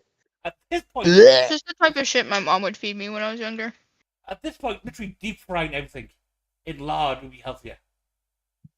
There's an actual fucking puddle of shit. There's an actual puddle forming under the chips and the nuggets. You've slipped into your Irish accent. Oh, there's an actual fucking puddle. No, what's worse, Why right? is there a puddle? Oh, no, I've not seen it. Right? I'm looking at the spoon. I can Aye. see salt crystals on the spoon. You can see salt crystals that have formed into the fucking oil, sat on the spoon. What the fuck? What? Who hurt her so much? She felt the need to do this. Probably I think she's my age. I hope, for my own sake, that that's true, because I cannot take it if it's someone around my age. Bacon. Either this I can take person it. is willing to waste thousands of dollars of food for TikTok content, or they're trying to force a premature death on their husband. Oh, That's full blown like heart disease or some type of fucking. That would literally No! clog up your. Oh my god. Why is it yellow? you know, she put more salt on it. I know, but that's my main concern right Why is now. what Is yellow? on the pizza, right? Dead smack Mhm. middle of the pizza slice. You see the orangey yellow happening Yeah, that's oil. A little bit. that doesn't appear to be occurring anywhere else on that pizza. Yeah, because that's where the cheese was and salt. Tomato sauce. She scraped off the spoon when she flipped it over, and that's just oil seeping through the bread. Would do it. That would in fact do it. Yeah, that's.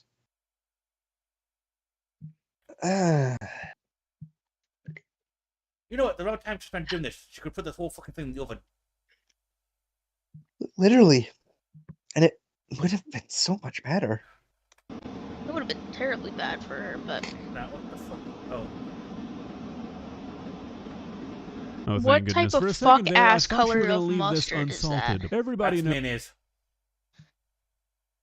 What? It's was- fucking mayonnaise. Yes, that was mayonnaise. No. Mayonnaise is white. Hang That's on. nah. That's Run that shit mustard. back. Run that shit back. Wait a minute. It's The salt. bottle is yellow. Oh. Mayonnaise racha?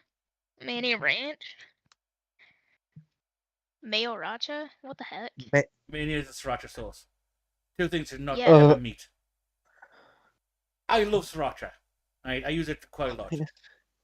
I have never had the desire to mix it with mayonnaise. Here's my question, right? Sriracha's like a red color, right? It's like a Yes. rather bright red. striking shade of red, right? Yes. Mayonnaise is white, right? Yes. It's kind of Now- whitish yellow. Now, the last time I checked, when one mixes white with red, if they get a light red or a pink, they Yes, don't you- get to yellow. No. I think this, from the bottle, it looks like the sriracha was oranged in the first place. No, that's it. Like This a is deep food dye. orange. That would do it, yeah.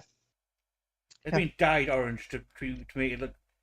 Because they say sriracha is very vibrant and red. It's It's- chili. It's aggressively red. Yeah, which people put a lot of people off thinking, oh, that'd be too spicy because how red it is. So they made it orange, thinking, oh, it's going to be mild flavored. That's. I hate that. I hate Well, this. Hate the fact I'm right about it. Oh, it exists. No, I hate the fact that it's yellow. I hate that it exists. I hate that it's on my screen. I hate what she's about to do with it. Heinz is also quite high in salt as well. It is, Now, yeah. bear in mind, she's correct. put like 50, good like 50 grams of salt while frying.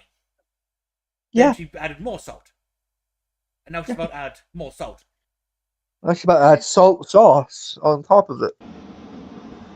And just a little bit, no. An aggressive amount. Oh, thank goodness. For a second there, I thought you were going to leave this unsalted. Everybody knows that the salt you use while you're cooking doesn't actually count. Adding the mayo racha, at least for me, did put this over the edge to where now I want to vomit thinking about eating this. I was basically already there thinking about how these fries would feel and taste eating them covered in week-old oil that a pizza and who knows what else was already fried in. But yeah, what this dish really needed to tie it all together is a dense egg-based sauce. Yummy. It is, it's ready meal. It is. It fucking is. You were right. It was an actual fucking ready meal that the fucking slab of beans came from. What do you mean? How Does this bitch know in a microwave? Like, fucking, what? It's a fucking. The Americans will be like a Mulberry steak, what you just done. Salisbury steak, but yeah. In a frying Like, pan. what So she's deep do you frying mean? gravy. She's deep frying gravy now. No, she's pan frying gravy, right? We need to get this squared up, right? This is pan frying, no deep frying, right? No, right. Pan Deep frying frying is is. done in a pot. No, pan frying is like a thin layer of oil on the pan, not an inch of it. Right, listen, to deep fry it, right, the whole item has to submerge into the oil. Right, this is not submerging. Alright, this is only covering half of the thing. Right, it's not deep frying yet. I know what put on last time, but I didn't even know it. There's an invisible crust. Yeah. Of salt on them chips. There is, yes. Yeah, that's been the case for everything she's salted so far.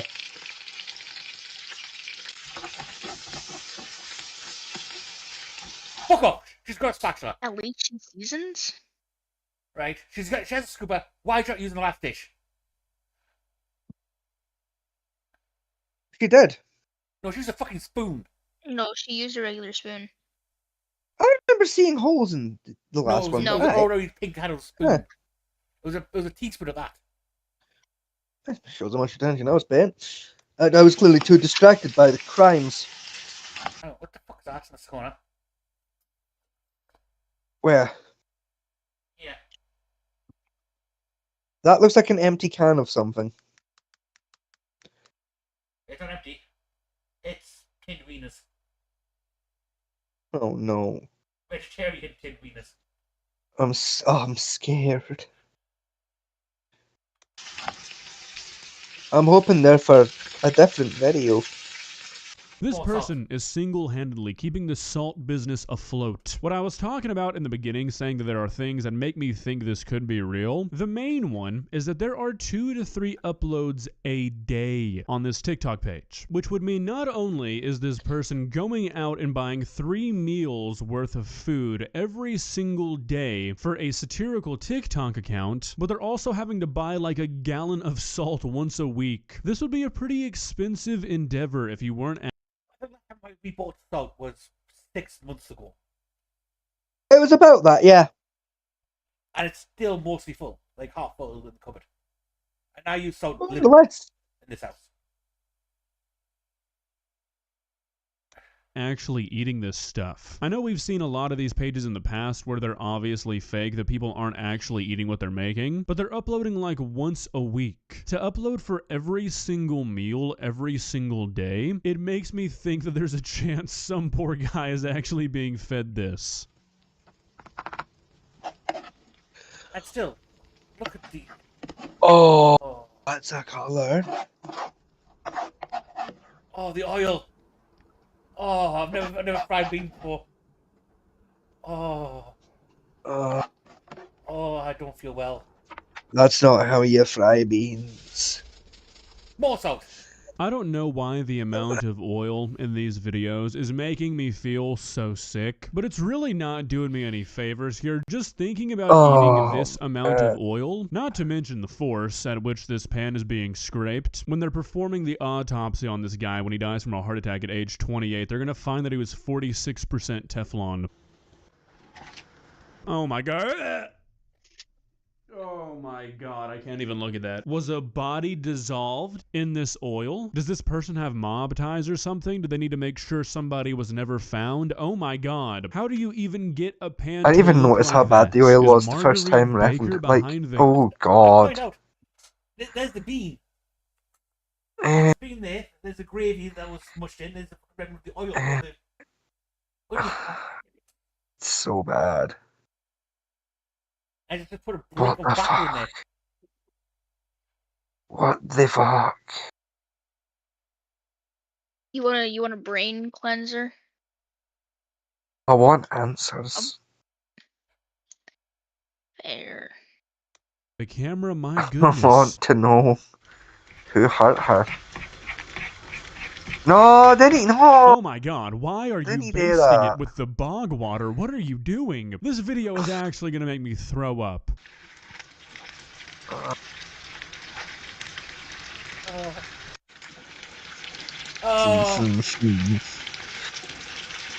Oh, it's falling apart. It's all fucked. It's you fucked it, Susan. You fucked it, Susan. oh. That better fucking not be corn.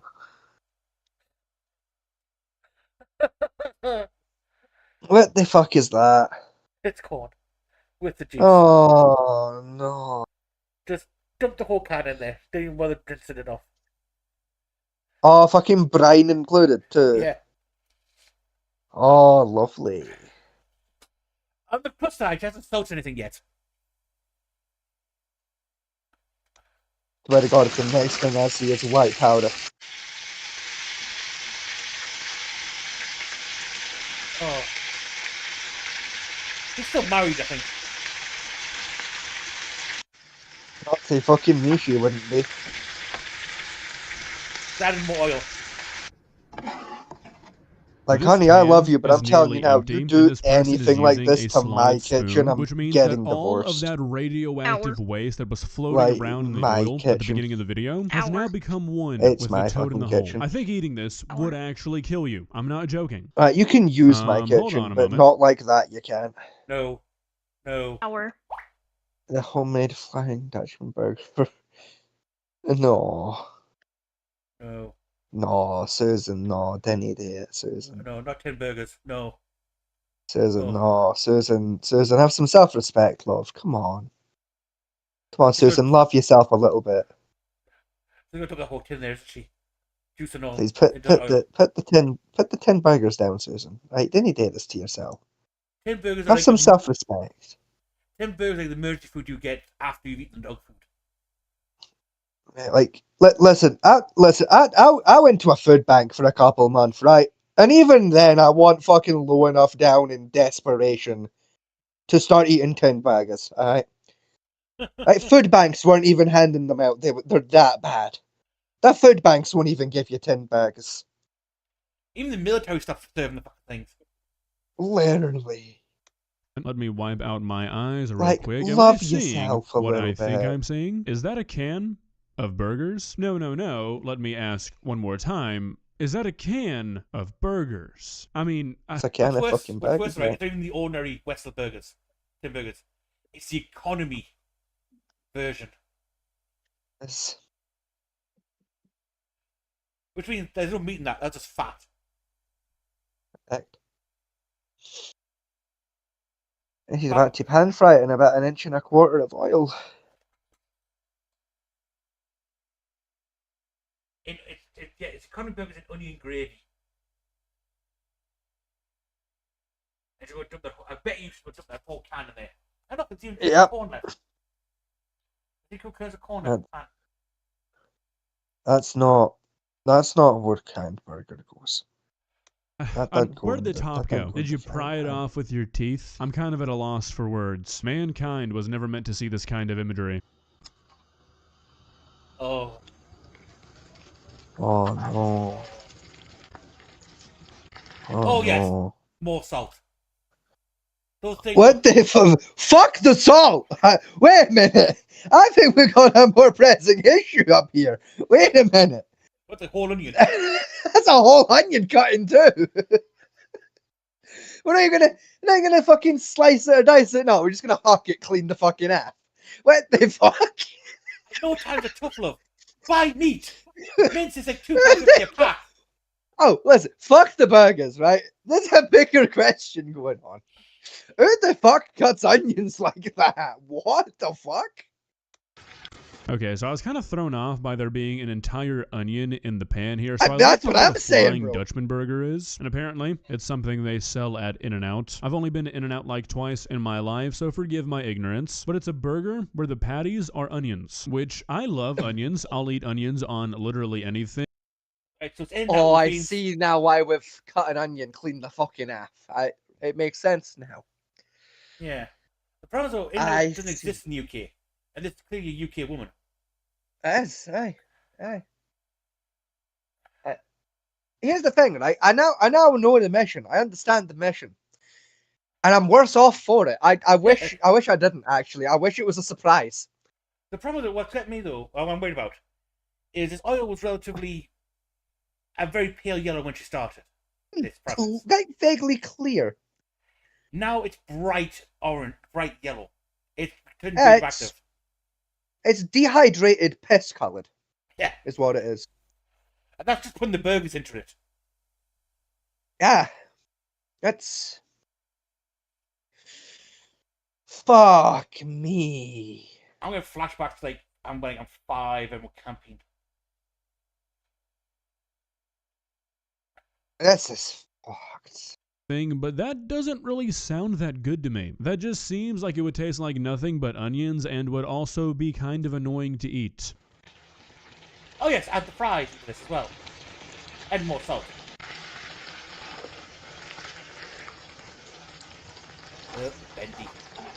Bendy burgers.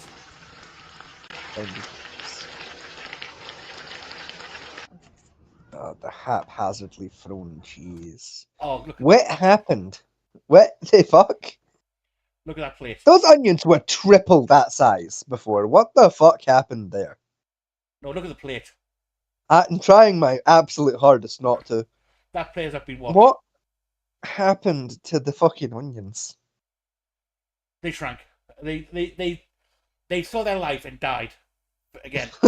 Like literally, like it looks like that their souls are ripped out forcefully. What did those onions see during that jump cut? I think they might have seen God. Oh. Oh. I mean, come on, I know you're unhealthy shit at times, but Jesus fucking Christ. Okay, so obviously the competition is pretty low here, but if you can ignore the fact that these are patties that come out of a can, I think this might be the least offensive thing made so far. Sure, there's No, still it's about 10 not. times the amount of No, oil there it's- should be, and, you know, heart-stopping levels of salt, but if you like the Flying Dutchman burger, and you hadn't eaten in like 11 days, you might be able to stomach this one. Well, guys, what do you think? What does No, your I couldn't. Actually, I would take starvation. I would willingly starve to death. It was a choice between what she just served. I'll go and hunt.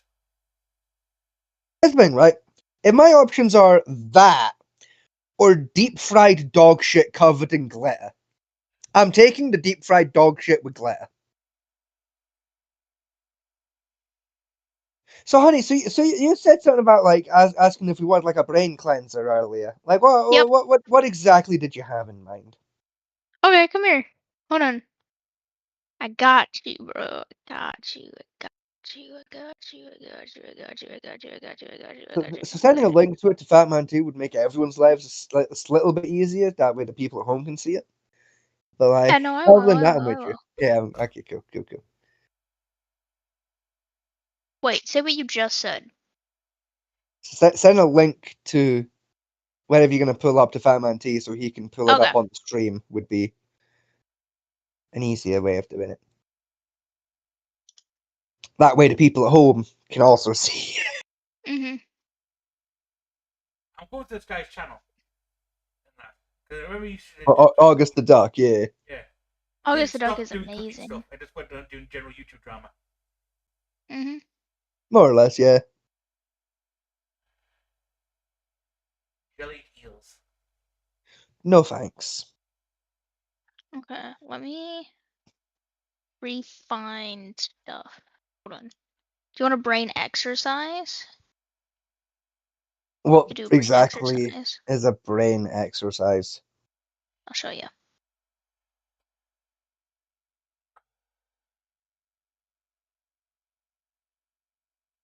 Or a matter of fact, it was easier. Let's do this. Okay.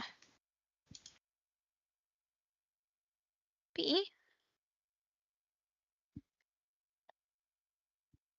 Where are you? There you are. There you go.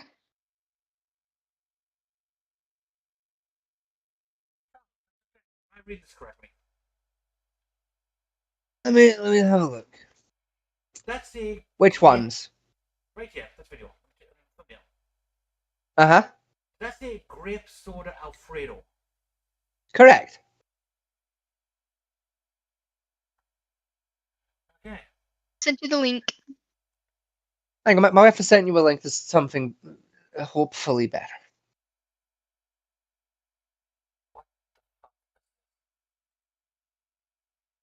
I'm hoping better than everything we just had to bear witness to.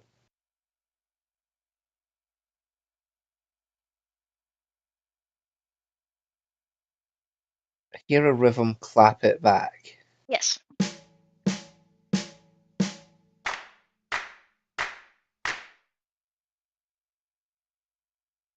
You get the premise. That weren't even in The sync, premise. but I.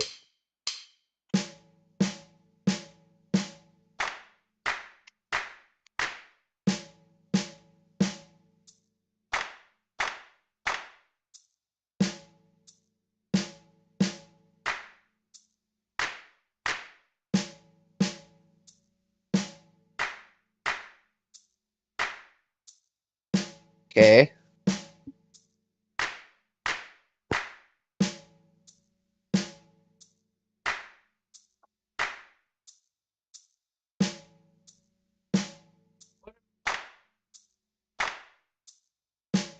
I like how it Wow, just yeah. periodically just like changes its mind on which one's a clap and which one's a skip. Like that's No, it's just the way that the live is working because I was watching this earlier and it was fine.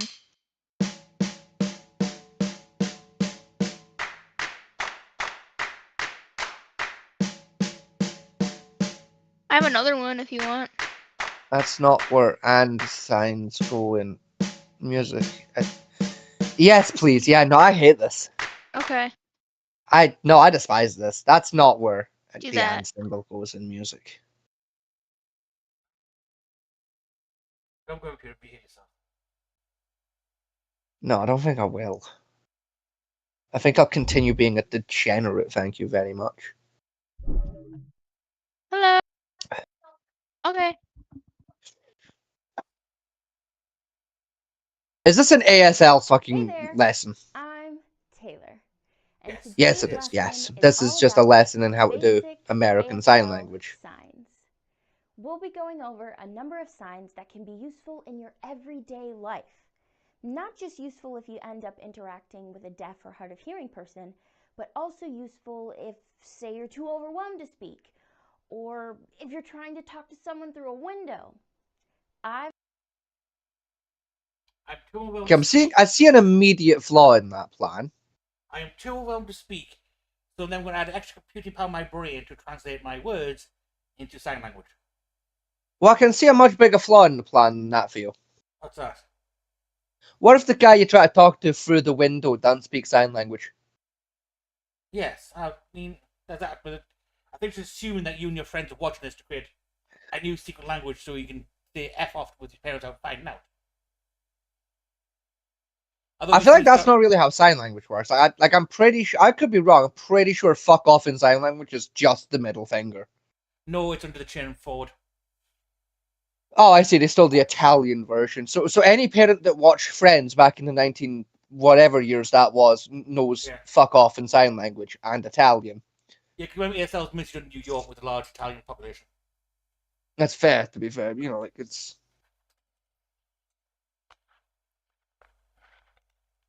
Because fuck off technically is two fingers up, not middle finger.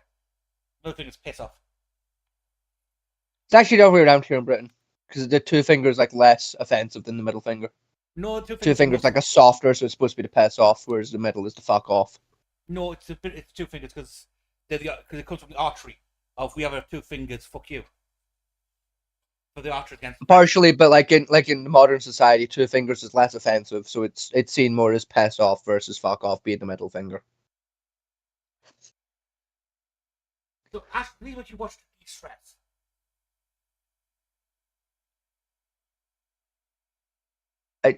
I think my I think my wife is busy. I think someone like came back home in the background, but I think that is basically what my wife is telling me is to de-stress. She watches sign language tutorials and rhythm games, which like vibes, like you do you. I mean, I de-stress by shooting people in the face. You know, I just practice card counting. So like, I guess we've all got autism. Like, it should be the face I've never watched any of these before. or smashing hot metal with the hammers. So I just practice card counting. That's how I deal with stress. Like, why do you think I had to buy a new deck of cards this week? I broke my other deck. Unironically, I've done that much card counting this week. I cracked a fucking card deck in half on accident.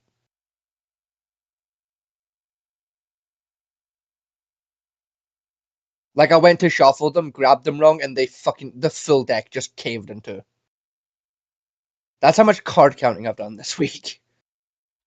Just as practice, because I've been, like, stressed. And it low-key eases my mind.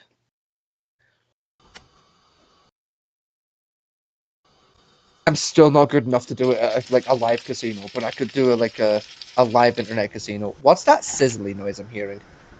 Well, guys, today's a big day. It's been quite some time since I've been able to come on here fuck? and confidently announce that I have found a new internet chef that is able to live up to the level. The fuck?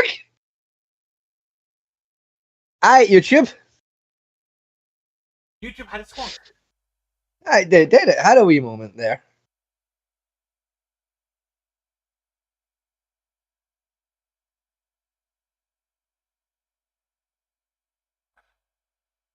Okay, let me reload my YouTube. Let me see what I can find worth watching. I've got another video from 3 years ago from August. What is it? It's this one. It's from 3 years ago. Ooh.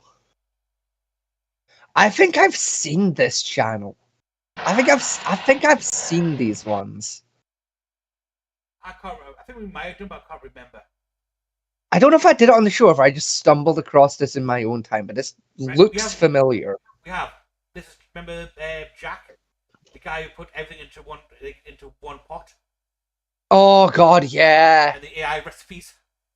Yeah, he was the guy with like the fucking the moldy ass fucking steak. Yeah, and that, remember that, was that the chicken and cheese where it was Yeah. 18 pounds of cheese? Yeah, and like the chicken was still like fucking like a good vet could have brought it back still. Yeah. Fucking yeah. That was a couple of years ago, that one. Yeah, I do remember that guy. Yeah. Oh fuck. I checked his channel that the other month. He's still going. I can believe you. People like that don't stop. So then I remember he went to do that chili for every continent challenge. Oh And he made Jesus Christ. And he made that chili for the church competition. Yeah. He looked radioactive when he put it out the tub. It literally did. Yeah, I remember it. I remember it far too vividly. Yes. Oh. That's just the last video for the night. So we have a woman so far blowing her nose. Which always a great start to a cooking tutorial.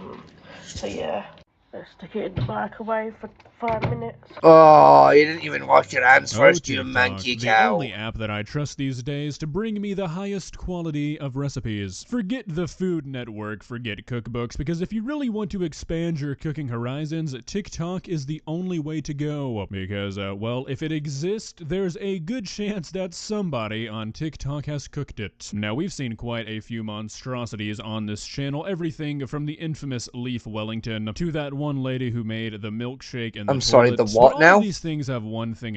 Leaf Wellington. What in the name of fucking a Leaf Wellington? I can assume from my mind that it's. I'm guessing it's trying to be like a beef Wellington, but they replace the inside with cabbage. That makes an upsetting amount of sense. Yeah. Or various leafy greens. Fuck, I tell you what, see if done right, that could actually be kind of nice. It could be actually, yes. Like, Leaf Wellington, fuck it.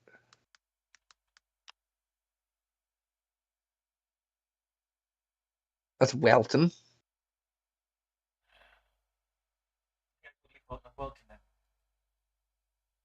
Let me zoom in so I can actually see how you've. Right. Double L. I was saying it's a fucking second one. There you go. Yeah, there you go. Well, a physical leaf's involved in the thumbnail. That's not a But have good you ever start. heard of a leaf Wellington? Start by gathering some leaves, throwing them in a blender, and then grinding them up. Come make my What? child's pat lunch with me. Oh, TikTok, not only an app that allows you to find recipes that are likely to ruin your entire day, it's also the sound a clock makes. That's right, boys and girls, I'm not just a pretty face here to tell jokes, I'm also here for the education. Now, while TikTok does happen to be the sound a clock makes, it's mostly the first thing, because fuck is once that? again, I am here with TikTok It's a lot of recipes for fucking you butter, that is are what that just, is. they're not good, okay? Now, normally we'd just be going through They're one not cheese. single TikTok account, going through their recipes, seeing just how bad it can get. But today we're changing it all up. We're going to be looking at multiple accounts, hoping that it can multiply the badness. So after searching through the depths of cooking TikTok, I have curated a collection of only the finest bad recipes. Before we begin, I would recommend that you put away any sort of food or drink, really anything that is dependent on you having an appetite, because it's about to get yucky, okay? Let's begin. Please subscribe. So you may have heard of a beef Wellington, maybe even a Weef Bellington, but have you ever heard Oh, he's brave. This man. At Gordon Ramsay. Is he? I need to know your thoughts on this. Oh, he added Gordon over this. Okay. Oh, this. I Here we go. ambitious. of a leaf Wellington? Start by gathering some leaves, throwing them in a blender, and then grinding them up. Yeah, no, I'm gonna have to stop This you right has to there. be satire. That is without a doubt one of the worst things I've ever seen This in has my got entire to be life. satire, Even if this right? video is There's kind no of way a he's joke, which I serious. think it is, a leaf Wellington. I think even joking about such a thing is a federal offense. And then put them in a bowl Even and if mix. this satire, Like- right? I guarantee there'll be vegan out there somewhere. Or a group of them has made this. Probably. Like, hang on a minute. Like, honey, have you seen this bullshit yet? Were you here for this? Have I seen what? The thing we're watching. Were you here for the start of this? I saw Or were some you of busy? it. You're right. Verity, run it back, because I need my wife to really experience this. Run it back. Hello, person in the background. I'm not good at distinguishing voices yet. On here. Maybe even a Weef Bellington. But If have you ever heard of actually, a Family, leaf pause the Wellington? video again. Pause it again, right? Ash, get the whole family, right? Grab it, everyone, right? Everyone needs to witness this one. Right? Get the whole fucking clan around the phone. Sorry. I need witnesses to what I'm being forced to witness, right? Someone needs to witness my witnessing. Right? Better yet, pull the stream up on the telly, right? Oh, this is an American doing this. Yeah. Tell me the accent. Right, can I play now? And Not yet. like Ashy, right? Okay, not yet. We got to kill more time. Are you unironically gathering the family around the phone? 'Cause, I was kidding. No. Cool, awesome. I just had to Y'all make do not sure. behave yourselves enough. Yeah, it's fair. Right. I say, 'Cause, I guarantee. I refuse to believe this is serious. I guarantee someone's made this. They watched this, thought that would be a good idea. Great low on calories. Here's the You may thing, have right? heard of a beef Upsettingly, Wellington, it looks maybe even a alright, Weef so it Bellington. actually could Have you be. ever heard of a leaf Wellington? Start by gathering some leaves. Right, no, throw wait, them what in are a you blender. doing? She's not back yet. No, run it back. What are you doing? Right, what are you Okay, well doing? then, Right, listen, you're getting man. ahead of yourself. That's alright. I'm going to make you Cooking sit through that TikTok, I have fucking... curated a pineapple collection pizza- of watermelon only the pizza again. finest bad recipes. I've seen this so Before we many fucking begin, times, I it would doesn't recommend register on that me you put anymore. away It's any fine. sort of food or drink, really anything that is dependent on you having an You appetite. gotta understand, you're not because, the only it's one of my about to friends that's get found this yucky, piece of okay? shit, Let's alright? begin. Please Half of my DMs for the last 6 months has been that video, right? I'm used to it now. Alright, Echo alone has sent me that fucking thing 4 times. I'm surprised I knew what it was. Right? Echo keeps sending me it and then forgetting he sent me it, so sends me it again. I mean, I'm Right? It's driving me insane. I'm surprised Echo knows what, watermelon looks like. Why? Because Americans eat more watermelon than the rest of us. yeah, but it's Echo. Yeah, he also likes watermelon. I don't know Echo left the house that often, to be honest, to find watermelon. He goes to the store every 2 days. Right, that fat fucker is at his local shop more often than I am. And he lives further away from a shop. You back yet? I don't think so. She would have said. Like, we just gotta kind of kill the time, you know, like... Okay, kill time. Are you excited for the new Metal Gear Solid remake?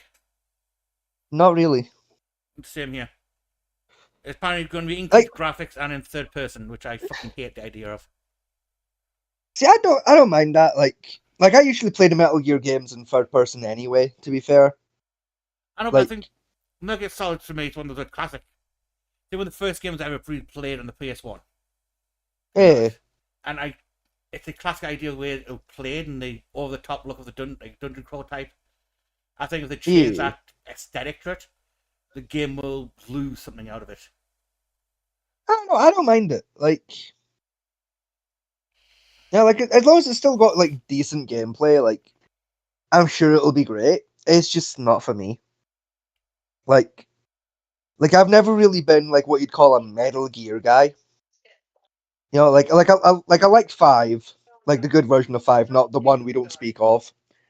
You know, I liked Snake Eater, and I liked Peacemaker. All right, outside of that, I'm not really a Metal Gear dude. I don't You know, think like, any the other ones gamer in the have never really tickled me. I don't think there's any game in the world that doesn't like Snake Eater. And ironically, my dad's like wasn't big on Snake Eater. My dad was a lot more fond of 2 and 4. My dad was really into 2 and 4. He couldn't get into 3 for some reason.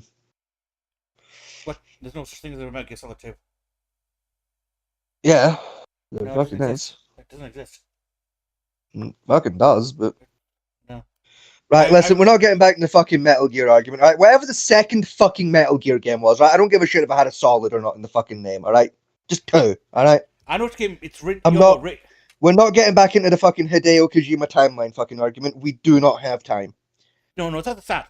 Is I despise that game entirely, and it shouldn't exist in the Metal Gear universe in the first place. I don't like Raiden. Right, so it does. Right, so it does exist. Fuck you. Right, my dad liked that one, and he liked number 4. Right, he couldn't get into number 3. It doesn't matter. I think I love 3. I liked 3. I enjoyed 3. Like, I've not got around to the remake of it yet because it's fucking expensive, but it looks pretty good. Right, the remake looks fantastic. You know, but like I enjoyed the original. Like the original version of 3. I didn't mind 4, but it was alright. Peacemaker was great. I loved Peacemaker. I played the shit out of that. Now, was 4 one way? I picked up the 360 remaster they did of Peacemaker. It was fucking great. I don't know, was 4 the what do you call it? The fucking Phantom Liberty or some shit. You're like old as fuck, Snake. Oh right, yeah. I thought it was 5. Yeah, you got like the no. 5 is where you're like middle-aged Snake. So it's like we've got the version of 5 we don't speak of that happens for a while, and then you've got Good 5, which is Phantom Pain, where like you're playing as Venom Snake. You're playing as Big Boss in that one, aren't you? Yeah, Venom Snake. Back. You're back. Welcome back on. Because the plot twist at the end of Phantom Pain is that you're not actually Snake. You're Venom Snake. You're not playing as Big Boss. You're playing as the like stand-in for Big Boss because Big Boss is hiding. Yeah. Because like he's basically everyone wants to kill him. So you're playing as Venom Snake, who isn't actually a snake. He's a regular dude who got surgery to look like Snake. Yeah, because Solid Snake was original Snake. Mm-hmm. Solid Snake. Then you got 2, which is Raiden, who takes over the Solid Snake moniker. Yes. Then you've got 3, Somewhat, yeah. which is the original Big Boss, Yes. and that from World War II. Then you've Yes. got the 4th one where you're playing as Solid Snake from the first Metal Gear Solid as an old guy Yes. because of Fox die. Yes. Then it goes to the 3-part game series, and that the Phantom Pain, all that one, which Yeah, is it's Peacemaker, the one we don't talk about, and then the Phantom Pain. which is supposedly playing through Big Boss's timeline. before. Oh, yeah, you the start events of- your big boss in Peacemaker and the one we don't talk about, and then in Phantom Pain, your Venom Snake. Yeah. In the middle of that, you got the second one of Raiden, where he's a cyborg. He takes over the marker of Greyhound. It's Greyhawk. Revengeance. Right, are you back now? Yeah, you comfy, got to stream up. Are Ash, you ready? Yeah. fab. Okay. Prepare yourself. Fasten your seatbelt. This is your countryman who did Yes. this. You may have heard of a beef Wellington, maybe even a weef Bellington, but have you ever heard of a leaf Wellington? Start by gathering some leaves, throwing them in a blender, and then grinding them up. Yeah, no, I'm gonna have to stop you right there. That is without a doubt one of the worst things did you I've catch ever all of seen that, in honey? my entire life. Yeah, you caught. We're gonna rake up leaves and put them in a blender. I would do stuff like this when I was a kid. This is a grown adult. This is a grown ass man with a blender. Yeah. She's going to This admit this man's to you one day. trusted with electrical appliances. And a job, apparently. Allegedly. Even if this video is kind of a joke, which I think it is, a leaf Wellington, I think even joking about such a thing is a federal offense. And then put them in a bowl and mix in some water and some flour until you get a sloppy leaf mess like this. Put your leaf slop into a loaf pan to make a leaf loaf. Bake at 375 degrees until golden brown like this. Sounds about right. Can you imagine what your kitchen would What's funny is smell that was a like fucking during lab the oven, too. creation of This man's got good money. monstrosity? Now, Yes, that's about $3,000 worth of oven. Like, that's the type of oven you buy if you want to make methamphetamine in your kitchen. And he's just created something that looks like a giant rabbit turd. Yeah, he's literally made rabbit food. No, rabbit food, rabbit shit. Oh, man. Leaves don't this necessarily smell internet. bad, but it's definitely not what I want my entire house to smell like. I've never cooked a leaf, but I can't imagine it's going to make that very distinct smell any better. And then you'll also want Yeah. to cook up some mushroom duxelle. Then you want to use some moldy corn leaves as the prosciutto, smush on your mushroom duxelle, and then smear on some Chick-fil-A sauce onto your leaf loaf. Every step somehow makes it worse. The ability How hard is that leaf brick? Very. I think you could probably take out a window with that. I could build a house with that at this point. He's made a mud brick. That's what he's done using flour and leaves. He's basically, yeah, he fucking has as well, yeah. He's reinvented the mud brick. He's made the to leaf take brick. something like a leaf loaf and continuously think of things to make it even more disgusting is a genuinely impressive ability. Then roll it up just like a beef Wellington, and then put it inside some puff pastry. Once you got it rolled up, add some egg wash, and then score the top. Throw it in the oven until it becomes golden brown just like this. Then grab your nearest Okay. electric saw and cut a perfect portion. Electric Take your saw, leaf right? Wellington, Okay, fuck add it. Yeah, some you might maple as well, I syrup, and a guess. sage leaf. And there you have the perfect leaf Wellington. I've got to say, surprisingly, the You know- impression this video has left me with is a positive one. If you can take leaves, moldy corn, and Chick-fil-A sauce and turn it into something that actually looks like it would be delicious, you are a talented individual. However, That's the sad part, right? Is I'm looking at that and going, you know what? I'd probably try it. Like, Oh, no, like look- you know what? It reminds me of like a mushroom strudel. Looking at it. I can't hear you. Like, listen, I'm not Nope. saying it's gonna taste good, right? I want to know if he's going to take a bite because Kill you. he's so far he's Public made bite. like rock hard, even And harder he by didn't even get that bacon. good. And then That's he's the poured thing, it right? up. See, for the bit, I fucking would as well. Like, I'd chow down for the bit. brings me near throwing up, so Like- let's move on. I know you've heard of a peanut butter and jelly sandwich, but have you ever heard of a peanut butter and pelly sandwich? First thing you want to do is take out your shriveled up gene nuts and then throw them into a food processor. If there was ever a sentence that desperately relied on context to not make you sound like an actual psychopath, that's the one. They don't have any fat in them, so in an attempt to make them more buttery, I added some butter and then mixed it together to get this chunky gene nut butter. To make the pelly, it's super simple. Just boil some water, add some gelatin, and then your peanut butter, whisk it together, and then let it set.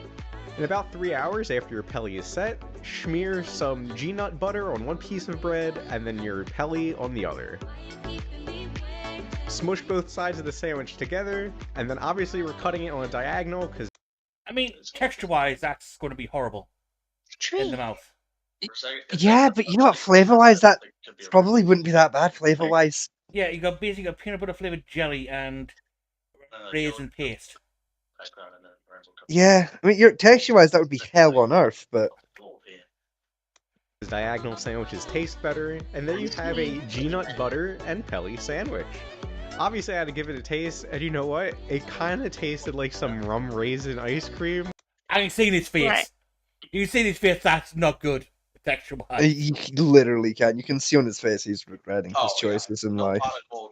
With a little bit of peanut butter. Okay, is- so logic tells me that this should taste pretty much like a normal peanut butter and jelly sandwich, but would also be a textural nightmare. Also, does this guy No. sound like Friendly Baron to anybody else? During these last two videos, I kept expecting him to start explaining to me what rubber banding is. If this can feed a fire department, then surely can feed my family of 10. Worry What not, the my fuck is child, that? your speakers are not broken. For some reason, the audio of this video came out like it was recorded. I'm terrified, is what it is. That's assuming- allegedly mac and cheese. Yes, it is allegedly mac and cheese. The bush. By holding a flip Ooh. phone up to a walkie-talkie. Ooh. Why, I don't know. I'm gonna grab out my huge You don't cast just iron pan, randomly make out put with 4 cups of bushes, elbow man. noodles in there, a half a block of Velveeta cheese, Yeah. and 4 cups of milk, a stick of butter cubed, and a block of cream cheese cut up, a tablespoon of black pepper, What the a fuck? teaspoon of So we have a brick of soft cheese, followed by Yeah. a whole block of butter, followed by 2 bricks of fucking soft cheese, And a half brick of cheddar. followed by a full tablespoon of pepper and a tablespoon of salt by the looks of it. Aye.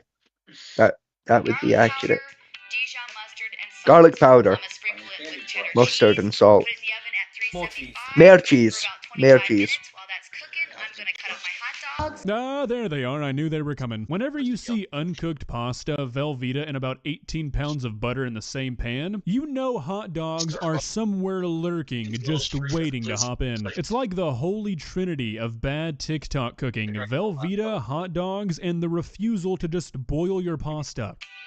Pull that out, add my hot dogs, extra milk if I need it, and stir it up. Susie, Put it what back the in fuck do oven. Americans have against just boiling pasta, though? I guess so, yeah. Let's put the firefighters. Supposedly I firefighters hope make they're- this. I hope they're good firefighters, because she's about to fucking start one. And you guys think though, probably like most firefighters are. I could sleep on it, but I could take it out tonight. So the trained paramedics is eating enough salt and cheese and cream to kill you. Correct. Okay. Watching carefully, so the It's noodles are the soft. Italian way, Why- mate. What are you watching? What's it going to do? It's going to morph into like a light. When you look at the sun, that's the sun there, I'm pretty sure. He looks terrified. I'd And that be honest, looks if great. that served Our that, garlic I'd be fucking mac scared and enough. cheese. My god, I think I would rather be out The fucking consistency of that. What? Right, hang on. It's like a badly cooked omelette. Look at the daughter here. Right, she's Oh. seen this and ready for a face. And Mac and cheese. My god, I think I would rather think I'm leaving. It's literally like a fucking poorly cooked Spanish omelette. Like, be out fighting oh, fires than eating this. It's like all of my worst fears in one video. A giant slab of Velveeta hot dogs and fear of copyright. I swear if this flip phone ringtone instrumental of Say So gets copyrighted, I'm going to lose my mind. Come make a bacon sandwich with me. Different. bacon sandwich, right? Oh, we've got an air fryer This now. has a Right, clear we've already stem. fucked it. We've already fucked it. We've got a air fryer. It. Hang on. Gone a little bit. Put the fucking air fryer down, Sandra. Bacon's gone a little bit hard, but it's okay. Bacon is turned green. Bacon's gone a wee bit hard. It's alright. Stop being hard. bit in Alright, there. bacon's just got a Yeah, wee bit that add. bacon does look a little bit past its time, but I think you're fine. If you've been eating from this oven for any extended amount of time, you've probably built up a tolerance to just about anything. Get your bread ready. Put some pepper on the bread. No, that's not mine. Bit of salt. Just gonna There you put go. That's for you. raw salt and pepper on the bread. Raw salt and Oh. pepper on the Some bread. ketchup. It's honestly like a struggle meal. I've had this before. Oh, you didn't put ketchup on I a don't bacon like the sandwich. bacon too No. cooked, so I Minus the bacon. think I've that's had about salt, right. pepper, Not bread even before. trying to be funny, this Bacon. bacon somehow looks less cooked than it did when it originally went in. No, You you don't didn't- like you your didn't bacon put- you didn't too put cooked. ketchup on a I bacon think what you're sandwich. looking for is just a No, living that's pig. listen. A bacon sandwich is a brown sauce job, no, That's no, not cooked. no Yeah. tomato sauce. There we go. You're right, that's no Sandwich. cooked, but I am genuinely hoping that this video is just some sort of Uncooked joke, bacon. because if not, this next video is incredibly I'm more upset by the sad. fact there's ketchup on it. Make my Honestly, at child this lunch. point. Maybe Bacon needs to be burnt. half a ham sandwich. Some popcorn. A jelly. That's honestly more distressing. And water for school today. That's his packed lunch. Is the hair part of the meal? Is that a fun little surprise once you finished your popcorn? If these videos are not a joke and there's actually a child living in these conditions, multiple agencies need to Mate, be if my mum contacted. sent me to school with half a sandwich and Actually buy it, popcorn, though. I'd phone CPS. I'd Open- actually call CPS on mum over. And an open jello container. But Like, never like that's this. The difference is fucking this one criminal. actually has barbecue sauce on top of it. And what goes well with barbecue sauce? Pineapples, of course. Because it's high and quick to the No, grill get back after to you, bitch. Lot going on here, and Yeah, we're gonna none of it is listen. good. We've all So seen then we've that got, one, right? oh, We're well, we're let's just keep it gonna civil. fucking Is move on with pizza our dough lives. just not good enough for you? Today we are cooking this beautiful Angus beef ribeye steak. We're Okay, going to be looks doing like a this in the decent steak. beautiful outdoors. You're going to need one of these weird mixing bowls that looks like it What the opens fuck like is a that? bread machine. You're going to take your steak out of its package, like so, and throw it in your Right. weird-looking mixing bowl bread machine. Okay, so this is what I sincerely hope is just a really bad joke, but I'm including it anyways because something I've noticed with a lot of these bad TikTok recipes is that while a lot of them are purposefully bad, it doesn't detract from the fact that you are still wasting perfectly good food. As many of you guys already Eggs. know, Pause it I'm for pretty half a second. against wasting food, especially for social media. Fat Man If you T. order a food and you don't like it, Yeah, are you getting like that crackle noise too? Yeah. Ah, okay. I thought it might have been just my headphones going wrong. I was trying to figure out. It's like, is it my headphones, the video, or am I having a mental breakdown? I couldn't decide, and I was a little scared of the answer. I've got no crackle on my end. I mean, the crackle's fucked off now. It's like 50-50. not a big deal. If you are purposefully making It's gone. dozens Alright, and look, dozens whatever of it was, recipes it's just fucking for a fixed few itself. likes and then you throw them away, yeah, that's not a cool thing to do. Alright, now my cooking machine shut off after about 10 minutes. Yours may vary to when yours overheats or, well, you know, whatever happened here. But, oh, yep, we got us some nice, freshly cooked, delicious stuff in here. Slightly on Alright, fire. I got my serving pliers out. Let's get the seasonings out of the way. Hopefully they imbued their flavor into this delicious meal that we've prepared. Look at that. We've got a nice, juicy, well-cooked Angus beef ribeye. Aha, hilarious. What an amazing TikTok. He's I am glad hot. that an actual living thing had to die for you to stick its meat inside of a microwave to ruin it for a video that got like 8 likes. What a good use of the life of another living thing. Well guys, another day and another reminder that TikTok seems to breed just so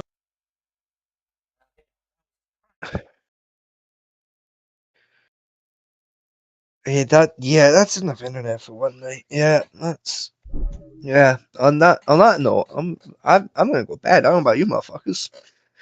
I'm gonna go to bed. I'm gonna try and sleep that out of my head. I'm gonna watch you. That was. I hated every second of that. My Jesus. The leaf Wellington's gonna hold your dream. The Leaf Wellington was probably the best one, like on display the whole fucking episode. Like that's how you know those were some fucking rough recipes, right? Blended leaf with maple syrup was the best thing offered. The leaf brick was actually Like, much more appetizing than anything else. I would just chew the leaf brick like with hardtack. I could probably stomach it. that's the thing, right? The leaf Wellington was the only thing on that list that might not kill you. Like, you might survive the leaf Wellington. Everything else would kill you. I can't remember which was worse. The pan-fried pizza and 3 sad chicken nuggets. You know, the atrocious state of that fucking poor. Mama T, I'm gonna stop you there and answer the question for you. It was the fucking toad in the hole cooked in a frying pan. Right? It was the fucking toad in the hole. Right? That was the worst one. Was the toad in the hole. Right? Like, I'm not a huge enjoyer of toad in the hole at the best of times. But that I didn't know you could make toad in the hole worse till today. And then that came along and made it worse by sticking it in a fucking frying pan. This took me 5 minutes. Like, that was rough. Painful. That was rough. Doesn't even cover it, mate. That was sacrilege. It was something. Don't know what it was, but it was something. Like, the woman responsible for putting toad in the hole in a fucking frying pan should get caught in a live telephone wire. See, I don't know why her husband works for many hours for. I'll be honest. If I came home from a 12-hour shift at work and I was fucking served pan-cooked toad in the hole. With fried corn. With or without. Just the fact the toad in the hole touched a frying pan. I'd walk back out the door and I'd go do another 12 hours. Like, I'd just go clock the fuck back in. I know what I'm doing. No, I'm just kidding. Imagine. Like you know the meme from The Simpsons, right? Where the granddad walks in the fucking whorehouse, takes off his hat and his coat, sees his grandson Bart working the counter, turns around and just walks back out with his hat and coat, right? I'd do that. I'd walk in, right, hat and coat up, right? Hello, honey. That doesn't husband in a frying pan. Goodbye, honey. I'm returning to the mines. Right? And I'd go do another 12-hour shift. I'd just go back to me fucking place of work. Right, fuck, I probably wouldn't even bother signing the sign-in sheet. I'd work for free just to get away for that. I have to put the blue plate down to pan-fried toad in the hole. Yep, that's me done for the day. Like literally, that'd be like, right, that fucking breaks over. Like I'm sorry, I gotta get back to work. Got a fucking number 12 lined up. Like, I try to give it different ones. like fuck, I'd probably phone the boss to get the keys to just reopen the building for the extra 12 hours. Like, my boss would be getting informed that their business is now 24-hour. Go home. No. Why? No. Yeah, like, I've decided, boss, I'm on permanent night shift from now on. I don't care that we close at 8 p.m. and open at 8 a.m. You're 24-hour now, cunt. I can't get home to that. What happened? Wife cooked. Like, my wife stuck a toad in the hole in a frying pan. I can't get home to that. Like, your business is 24-hour now, sir. Yeah, I see. I mean, that's got to be a divorceable offence. It fucking should be. I genuinely would never put anything like that.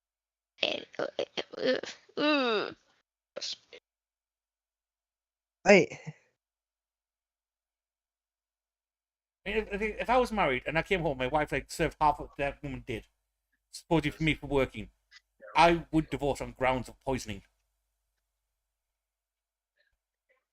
At that point, I think I'd just hire a personal chef to cook for us. Like, I'd just revoke my wife's kitchen access and just hire a fucking professional. Just put the gas line to the cooker. Nope. Hey, fuck that. I'd just take the cooker out of the kitchen. I'd just remove all the devices that can provide heat to a meal. Why? No, if you didn't have the frying Because, pan, I honey, if guarantee- you cook toad in a hole in a frying pan, you lose cooking privileges. I'm sorry. Like, I guarantee if you did It's that in the not frying good. pan, you do it in the microwave as well. see, that's fine, right? See if it's like a frozen toad in a hole and it says on the box you can do it in the microwave. It just Go for it. Do it in the microwave, right? But, like, I don't care what the box says. If you stick it in the frying pan, you don't deserve happiness. Like, it's so wrong to Further, put it in a frying pan. I could accept an air fryer. Because that's just basically Yeah, a an air convection oven. fryer, sure. Yeah, it's a fucky version of an oven, right? It's a portrait oven, right? We could take air fried. I could accept the pan if you had like a baking tray to put on. And put the pan just for bacon in the oven, and just for the whole pan in the oven. I could live with that. Aye, that's But fine, right? 3 Fine. inches of oil. Then pan Any fried. amount of oil. Any amount of oil pan fried. It's a fucking sin before God. What? Like, that's then- just. Fuck, I'm pretty sure that was the 11th commandment. Thou shalt not pan fry toad in the hole. But then, Mhm. if I say that the worst crime on the entire list was the tinned burgers. No, it wasn't. It was the toad in the fucking hole. No, it's tinned burgers, because that's stuff like even It dogs wasn't. won't eat. Like, You were trying to be that between like the tin burgers and a tin of like pedigree chum. I'm eating the fucking pedigree chum. it's still, like, nah, it's not as bad as toad in the hole in a frying pan. It's. That was. Like, listen, here's the thing, right? It's like, tin burger was wrong from step one, right? Is a very up close. Toad in the hole in a frying pan was just wrong from step zero, right? That one shouldn't have left the planning stage. Like, That should not be at the planning stage. it shouldn't have. No, like that fucker shouldn't have got past the consideration stage. No, the thought in the head. Like, Thought of, oh, I'll cook this in the frying pan with a liter of oil. Should not have entered the brain cell. and never once, no. Like, it's. I have cooked some weird shit, and I have cooked some things like My faster than life. this in my life.